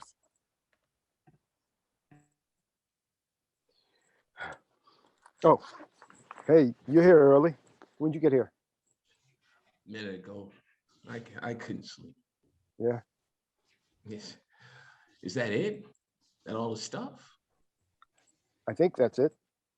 So what time is it? About 1:45. So, like I said, I talked to Jeff. He got more? Well, apparently something happened. Something Anyway, Mort didn't come in. He's bringing them now. He's bringing them. That's what he said. And we wait and see. He knows the deal, so Always waiting for these late ass people. he's not late yet, but you're right. They got their stick in the mud out here. And I told him, don't bother coming back if he doesn't get more. Yeah. I brought what you told me. So you think filming this is a good idea? Yeah, why not? It's the process, right? An exercise. Yeah, I guess. Hey, you watched that movie I gave you? Nah, not really. Never had the So- time. So give it the hell back. I'm trying to enlighten you on some of the Bard and you just trivialize it? Et tu, Brute? What? What's up with you, man? I don't know. Life. That's a big ass statement. You want to clarify? You know, I don't think I do right now. All right, Omar. You don't want to talk? I can't make you talk. I'm gonna go make this call to Jeff. Peace be with you. You too. Oh, the old man, all right. Last I heard, he was stable. That's good. So what the fuck is wrong with you? I'm wondering what. Man, you ever feel like there's this major change taking place in your life, but you just can't put a finger on it? I'm sure. Like everything around you is swirling in chaos, and you have to find the uncorruptible center where there's this line drawn in the sand, which is all you can see. And from this point on, things are going to be different, really different. I imagine it's been a while, but yeah, I think the last time was puberty or some shit. Yeah, well, you got jokes, so Not jokes. Seriously. Actually,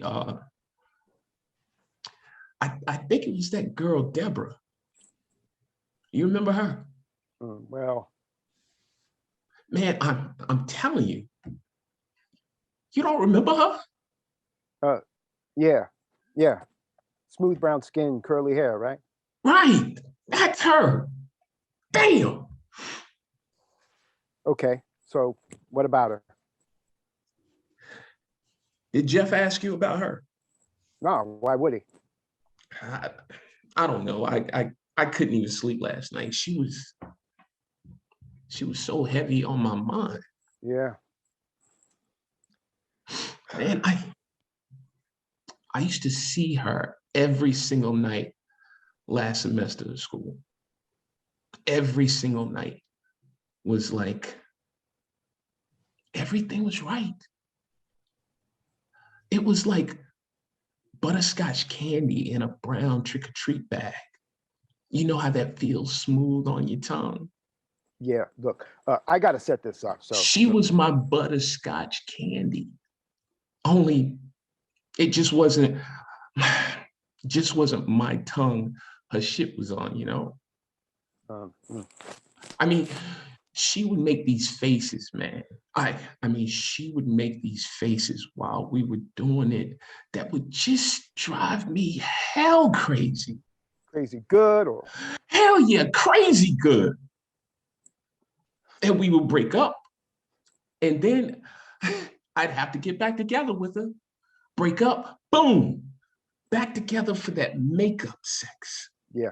Okay, so you calling Jeff? Because I can't. Oh, don't act like you fail to know that, man. You know just how it is. You've been there too. And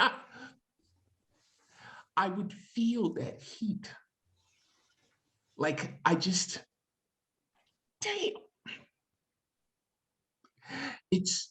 It's all of me just melting into her. And I dissolve like I could pass right through those crevices that I just made. Now deep within her body, breached and browned in stillness. Then time stops. The clocks rewind. Nothing happens. Because we would lay there on that bed all naked and sweaty in that foursome story walk up, all cramped, congested, closet-sized New York apartment that I had, with just the fan now swirling hot, sweet sweat on her bare skin for days and days on end. I swear it was.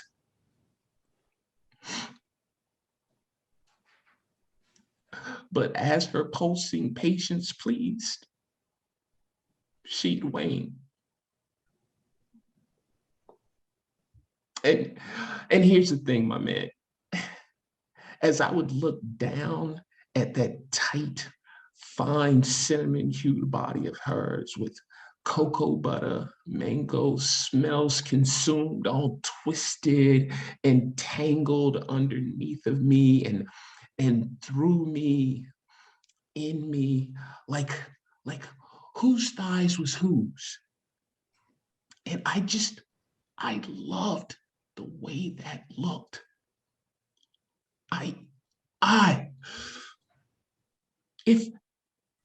If I cut her, would I bleed or she? And I would dream about those moments. Oh, and in my mind, I could not let her go.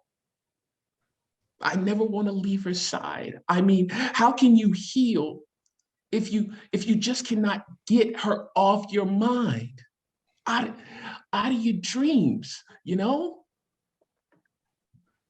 I still do hear her heartbeat in my head.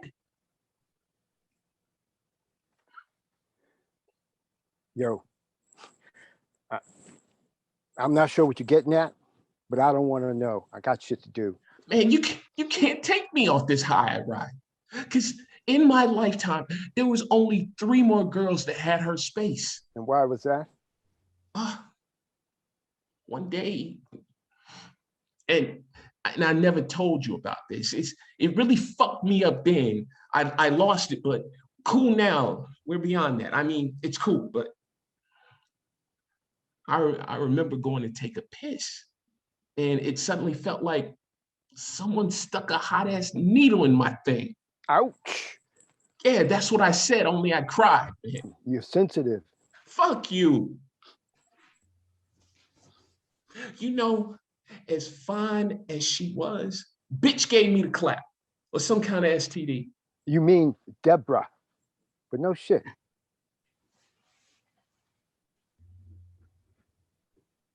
Yep. Only what hurt more was the fact that she gave it to me. It changed me. I couldn't get over that. Damn. Sorry to hear that. I get the chaos, but how's that a line in the sand? Oh, never date a girl from 10th Street Projects, right? And always use a condom if you got to tap that one last time. Yeah, I guess. So you ready to do this? Yeah, Want me to make the call? sure. Go ahead. Damn. Let me get my phone. So how are you going to call? Let me see your phone. You have service here? Nah, never have. I'll be right back. Told you he wasn't coming through. I was hoping otherwise. Oh, he's gonna come. You friends now? No, but we talked. Oh, well, I'll be right back. All right. Oh yeah, how'd that work out for you? What's that? That didactic therapy session, man. It's a good word. Thanks. You just bogarted it on my talk time. Sorry about that, but it was good. Thanks. That's why I'm fucked up. Nah, that's not why. Gerald exits out. Omar starts to prepare the area. He goes to a case, pulls out a folded plastic tarp, and puts it on the floor, takes out a camera, and sets it up on the tripod. Gerald returns. What's up? We're all set. He's supposed to call back. Call back? I told you I didn't have any service. If he has a problem, well, then he'll. Are you sure that's what the deal was? That doesn't make any fucking sense. Yeah, absolutely. That was the deal. He brings him here. What? He's bringing him here. We're hopping in the scene. Boom, just like that. What? This is exactly why you can't depend on these people. The hoops you got to jump through and the fucking waiting for these guys is ridiculous. Yeah, we got it. Let's just set the stuff up and then so we're ready. Where's the audio stuff? Oh, yeah, it's in my bag. I'll grab it. Omar leaves and goes upstage behind the scrim as lights come up. And you know I'm doing some of this handheld, right? Lights come up, upstage scrim area class. Omar is doing a monologue in front of the class. Jeff and Gerald are also in class. Yavaz Lubil, I loved you, and perhaps I love you still. The flame perhaps is not extinguished yet. It burns so quietly within my soul. Good, but you're now trying for too much reality. Ma'am? If you love her, you must completely embrace that with every inch of your soul, unequivocally. Tears streaming down your face in recompense. Protect her with your love.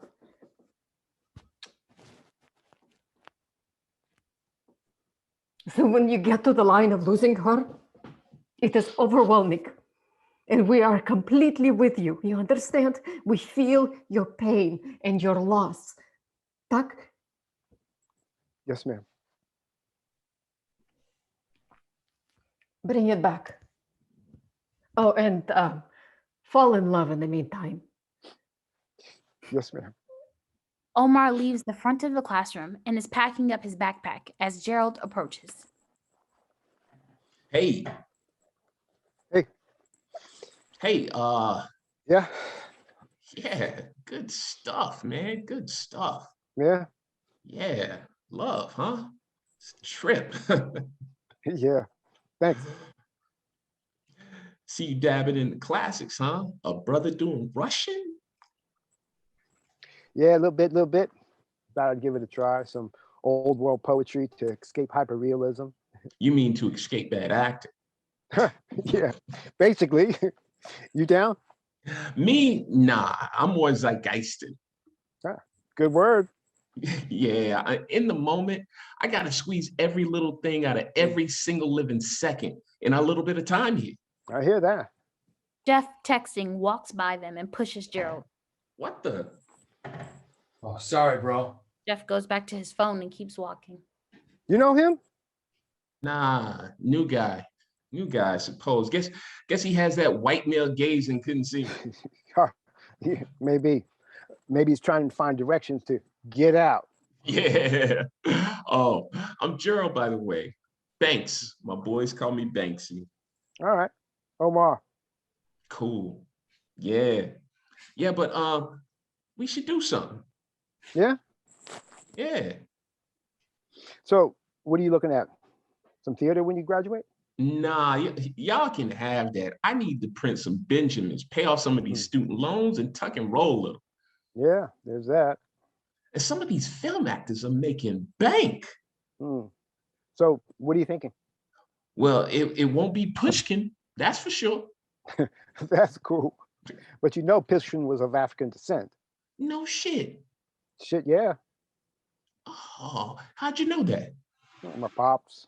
He was one of those Marxist, Leninist revolutionaries, believed in social cause for the people, Huey Newton stuff. He's been teaching me a lot now that I can comprehend the dynamics of it all. Yeah, revolutionary, huh? Yeah. He always said that to a kid, the images are the most powerful thing, so that when that little black boy looks in the mirror, he can actually see. Gerald watches the girl leave class.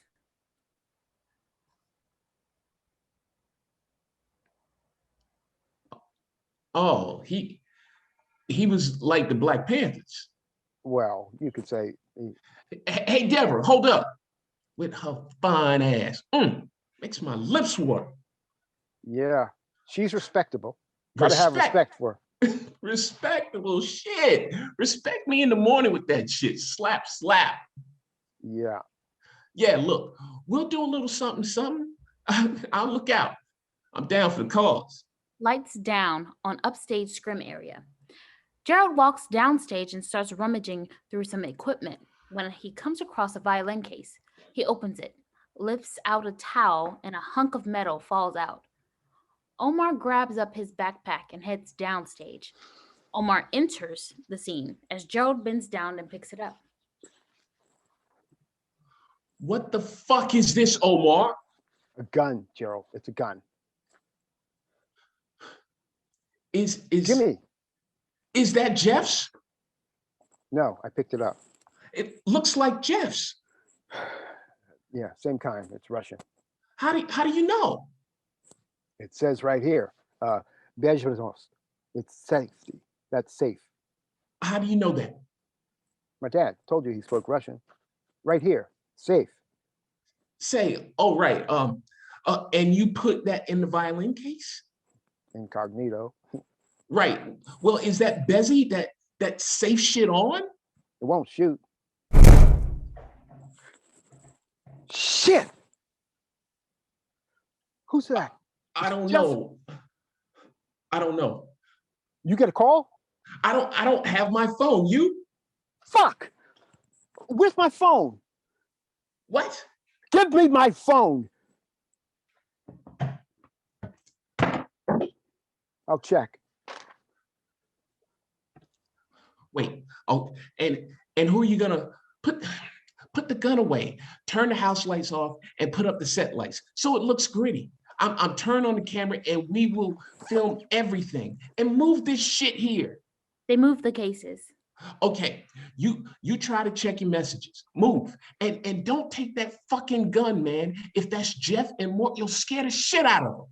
Gerald goes to the tripod and turns the camera on. Omar exits to turn off house lights and check the messages on his phone. Omar re-enters at the edge of the stage, but stands there in a daze. What happened? Omar. Who was it? Somebody playing a joke or something. I don't. Look, Jeff canceled, That fuck. but he said he'll be around later. And my mom's called. She called. My dad, he didn't make it. Fuck. Oh, I'm sorry, man. I'm sorry. Oh, Omar,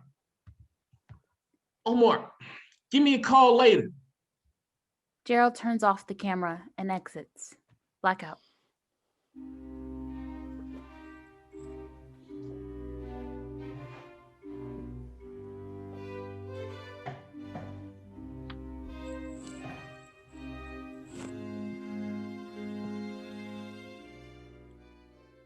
Images projected on an upstage scrim again are of our 4-year-old little black boy with the innocent smile that can melt the hearts of the world. He's at the bottom of the stairs as he struggles to open the massive, decrepit door. It's bigger this time, but he bravely tugs on it, and the door finally opens up into riots amassing right on his block. He stands there and stares. Think Newark, Chicago, Detroit, or Los Angeles Rodney King riots. Violent clashes, loud noises, and gunshots between police and civilians with scorching fires ablaze. The little boy steps out into this cacophony of chaos and walks directly into its breach, almost oblivious of its danger. As he walks further, his image blends into the violence until he is no more.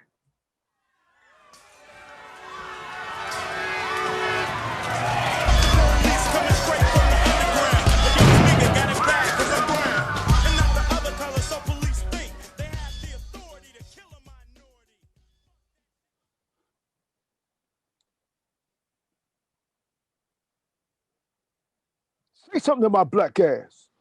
Lights up on a guy strapped to a chair, mafia style like at the top of the play. The chair is in the middle of the plastic tarp on the floor. It's turned around so the audience can't see him, but the guy is in and out of consciousness. Omar rushes on stage and circles around them. I got him. What? You got? Holy fuck! Who the hell is this? You want a power bar? What the fuck do I want a power bar for? Oh, you'll see. I got that motherfucker. You got who, Omar? Who the fuck is this? I got the executive. You thought we couldn't do it. We? Who the fuck is this guy? Shit! Why is he bleeding? He can't take a punch. I got that motherfucker. This is the guy. More? Shit. I don't think so.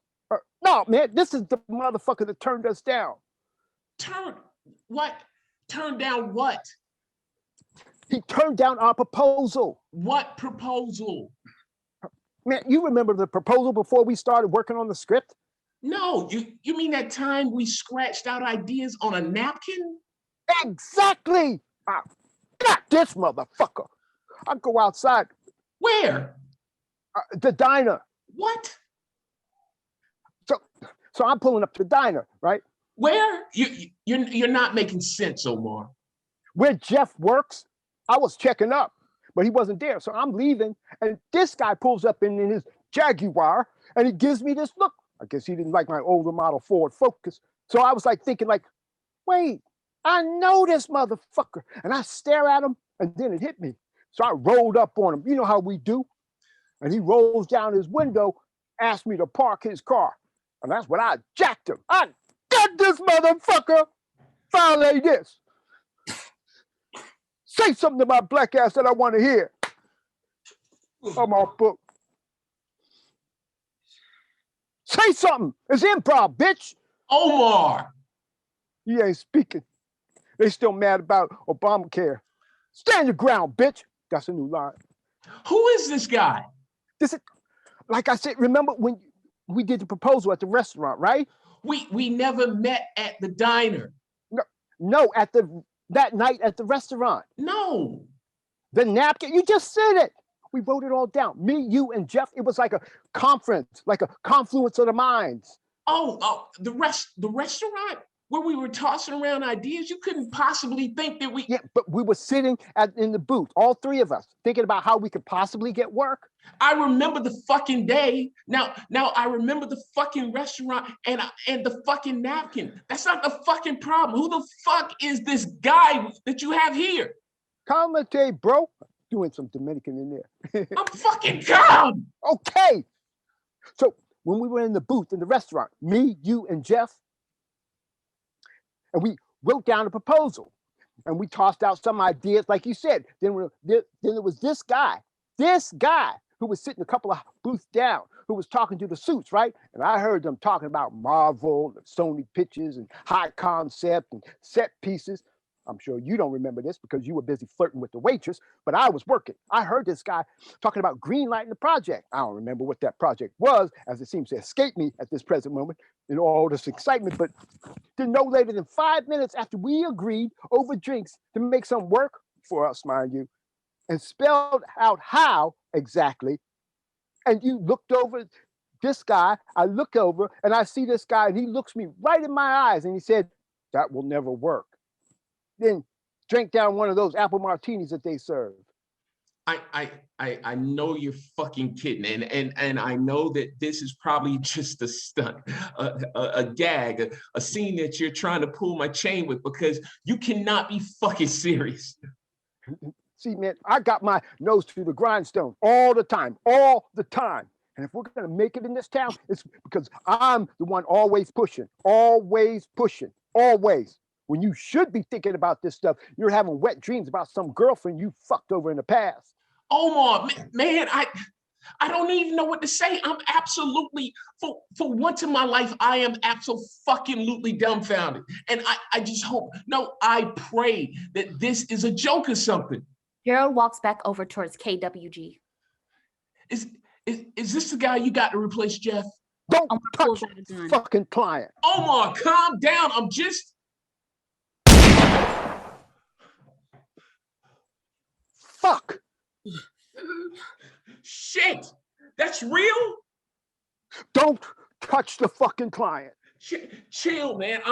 I'm just gonna check on him. I'm not gonna do nothing. Just did you talk to him? No. Good. What's wrong with him?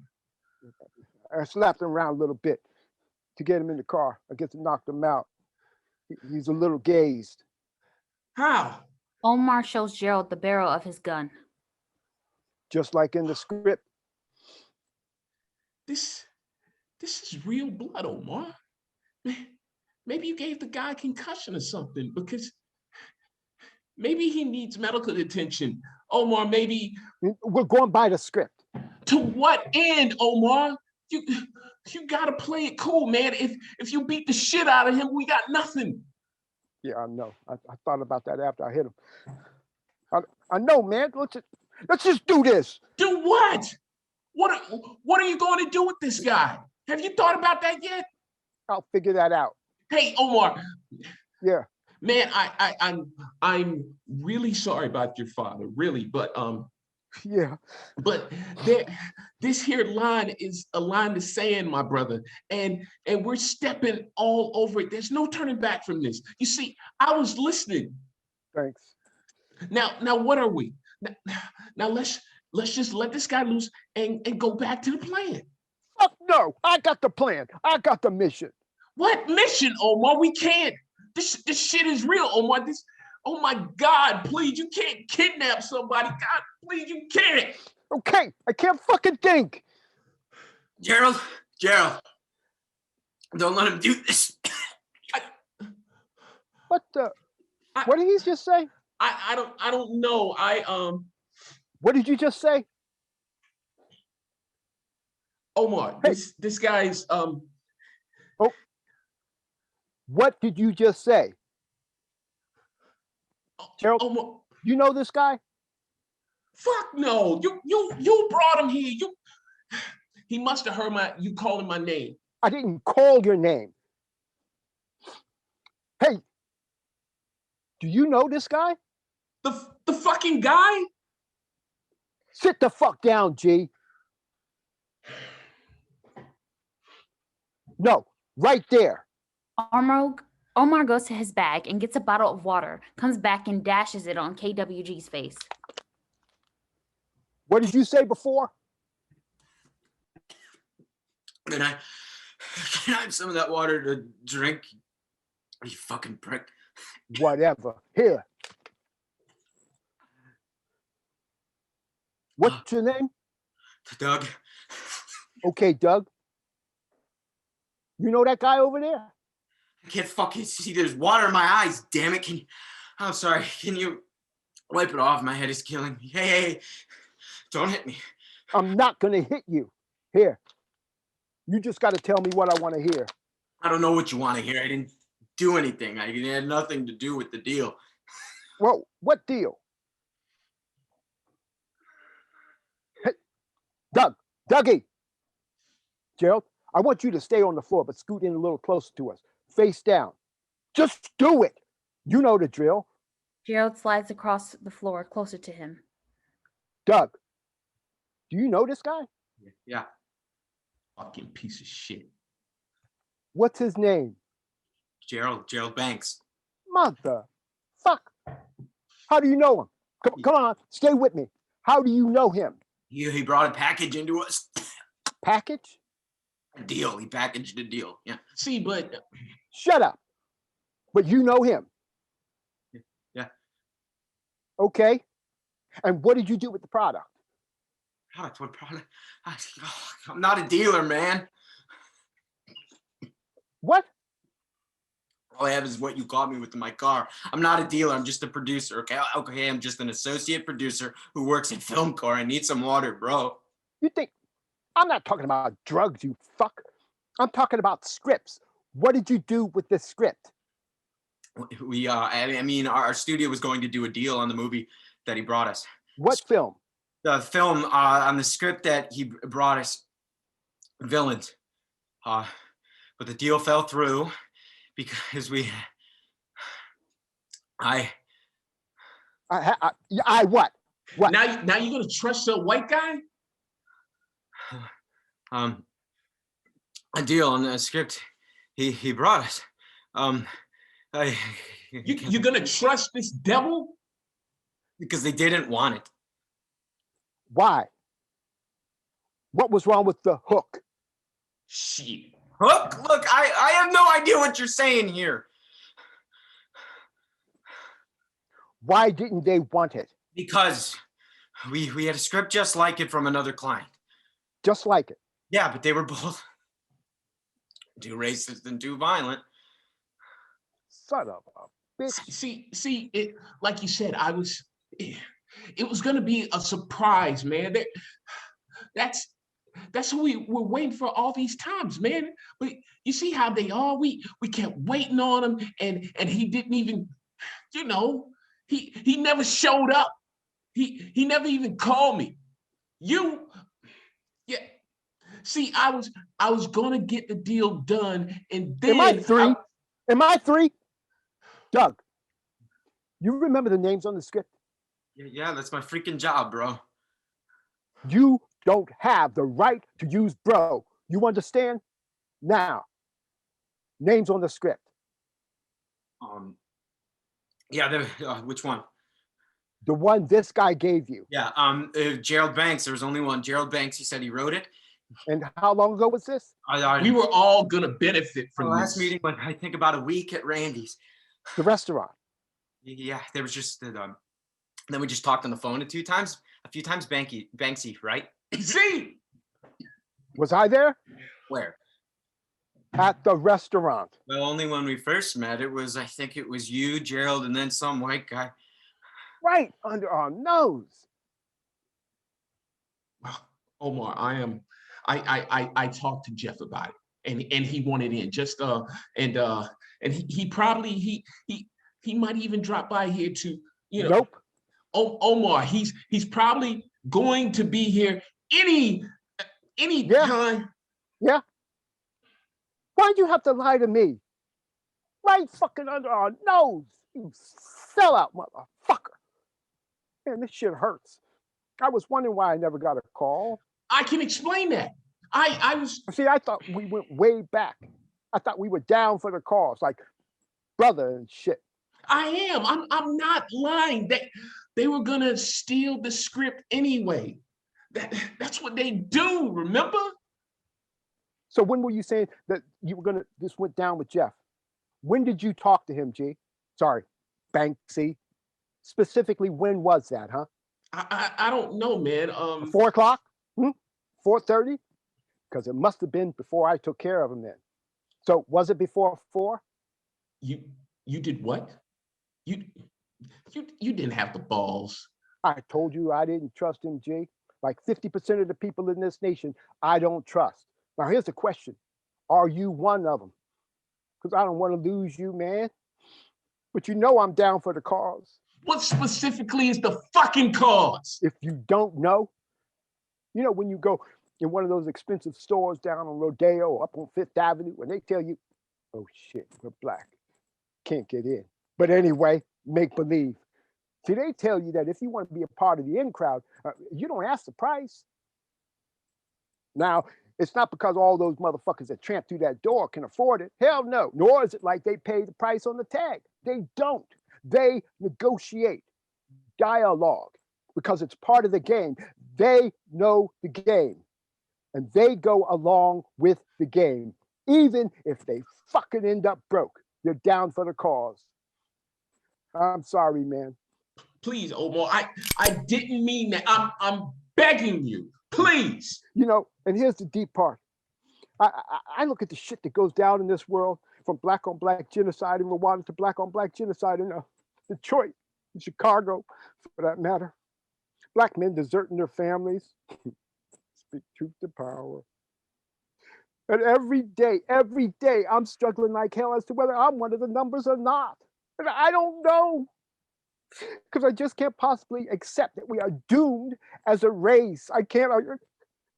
I can't. So I defend the temple. I defend the queens. I defend the kings. I defend motherfuckers like you against them. And I reason that it's not prejudice, it's preservation. It's not hate, it's survival, man. Tribal.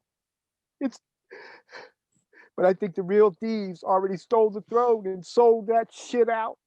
So I don't know, G. You've changed. You're different from New York. No, not at all.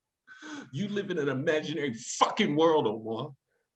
You live in your fucking head. You're an idealist. And me, I live here. Here. I exist in the present. Not for long. 2 people drowning in a river. Yep. Omar, you don't want to do this, man. You don't want. You know, my mom's told me they were just teenagers, neighborhood kids with a conscience. But the day of the revolution, the very day that everything was supposed to kick off, July 13th, 1967, you know, my old man stayed home, never even showed. I was supposed to meet. He was a coward. You gotta show up for the revolution. Man, was he wrong. Just a young blood, and I wanted to succeed to impress him. I struggled to make positive image of Black boys for him. But now, he was absolutely fucking wrong, and I'm old enough and experienced enough to admit that now. Love conquers all. She married him anyway. And now he's dead, and it doesn't matter. He always said, don't trust white people. But I'm here to tell you, bro, niggas can fuck you up. Stand your ground. No!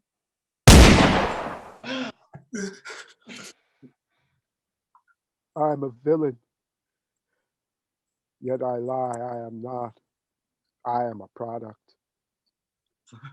Omar raises up his gun towards Doug. Lights fade with only a spotlight center stage on Doug and Omar.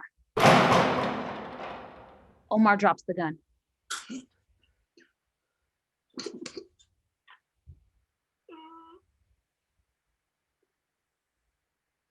Hey guys, I got Mort. He'll be here. Jeff enters from the back of the house and sees Doug still tied up in a chair and Gerald on the floor. Holy shit. What? Omar. A wounded Gerald begins to crawl towards the gun that Omar has dropped. Gerald retrieves the gun and tries to shoot Omar when Jeff moves towards them, pulling out his gun and shoots Gerald. But not before Jeff goes down wounded. Omar is still standing. Jeff holds his wound, looking over, assessing the situation. First to Omar, then to Doug, who is looking unconscious. Omar, get out of here. Just get the hell out of here, man. Hey, Tavoric. Revolucji bez każdej naborygiet. Projected on the scrim is a translation. You can't have a revolution without executions.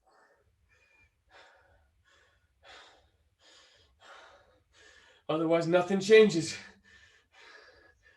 Get the fuck out of here. Omar Hey. picks. Hey, you. You!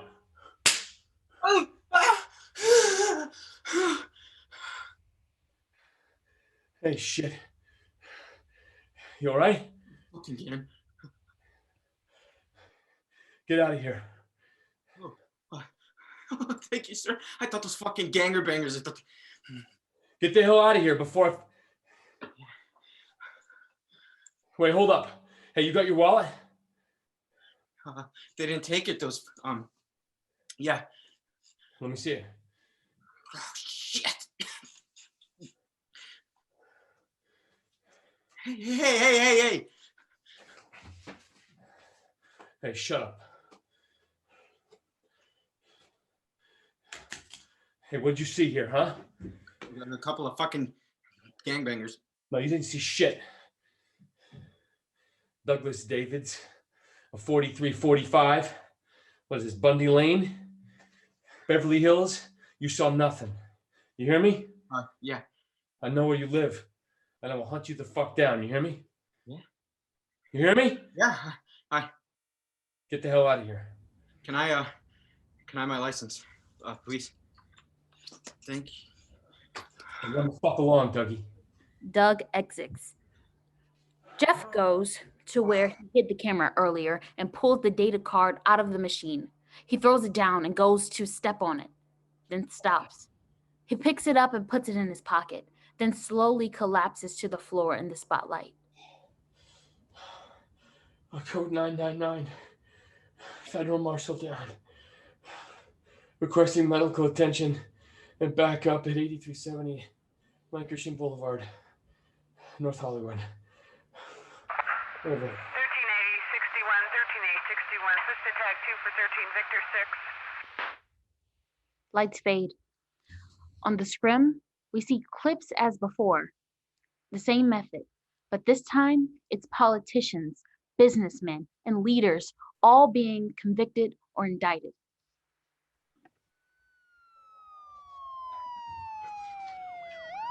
It's called law and order. We want law and order. Black Lives Matter. What do we want? Dead cops. When do we want it? Right now. How Black Lives Matter is killing America. The radical left Democrats' new theme is defund the police. Remember that when you don't want crime, especially against you and your family. The complete opposite. More money for law enforcement. And now it's clear they want to get rid of all cops altogether. The silhouetted narrator pushes his bike across the stage and into the wings. Swing low, sweet chariot, come in to carry me home. Swing low, sweet chariot, come in to carry me home. Swing low, sweet chariot. Blackout. The end.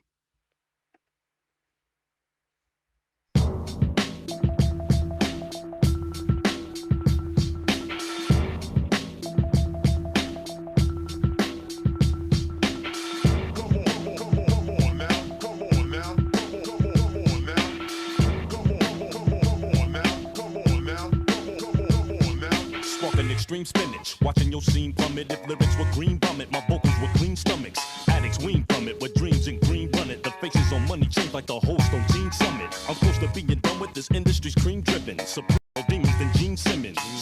And mean fibbing actors be ad-libbing, faking the funk that some of us naturally had.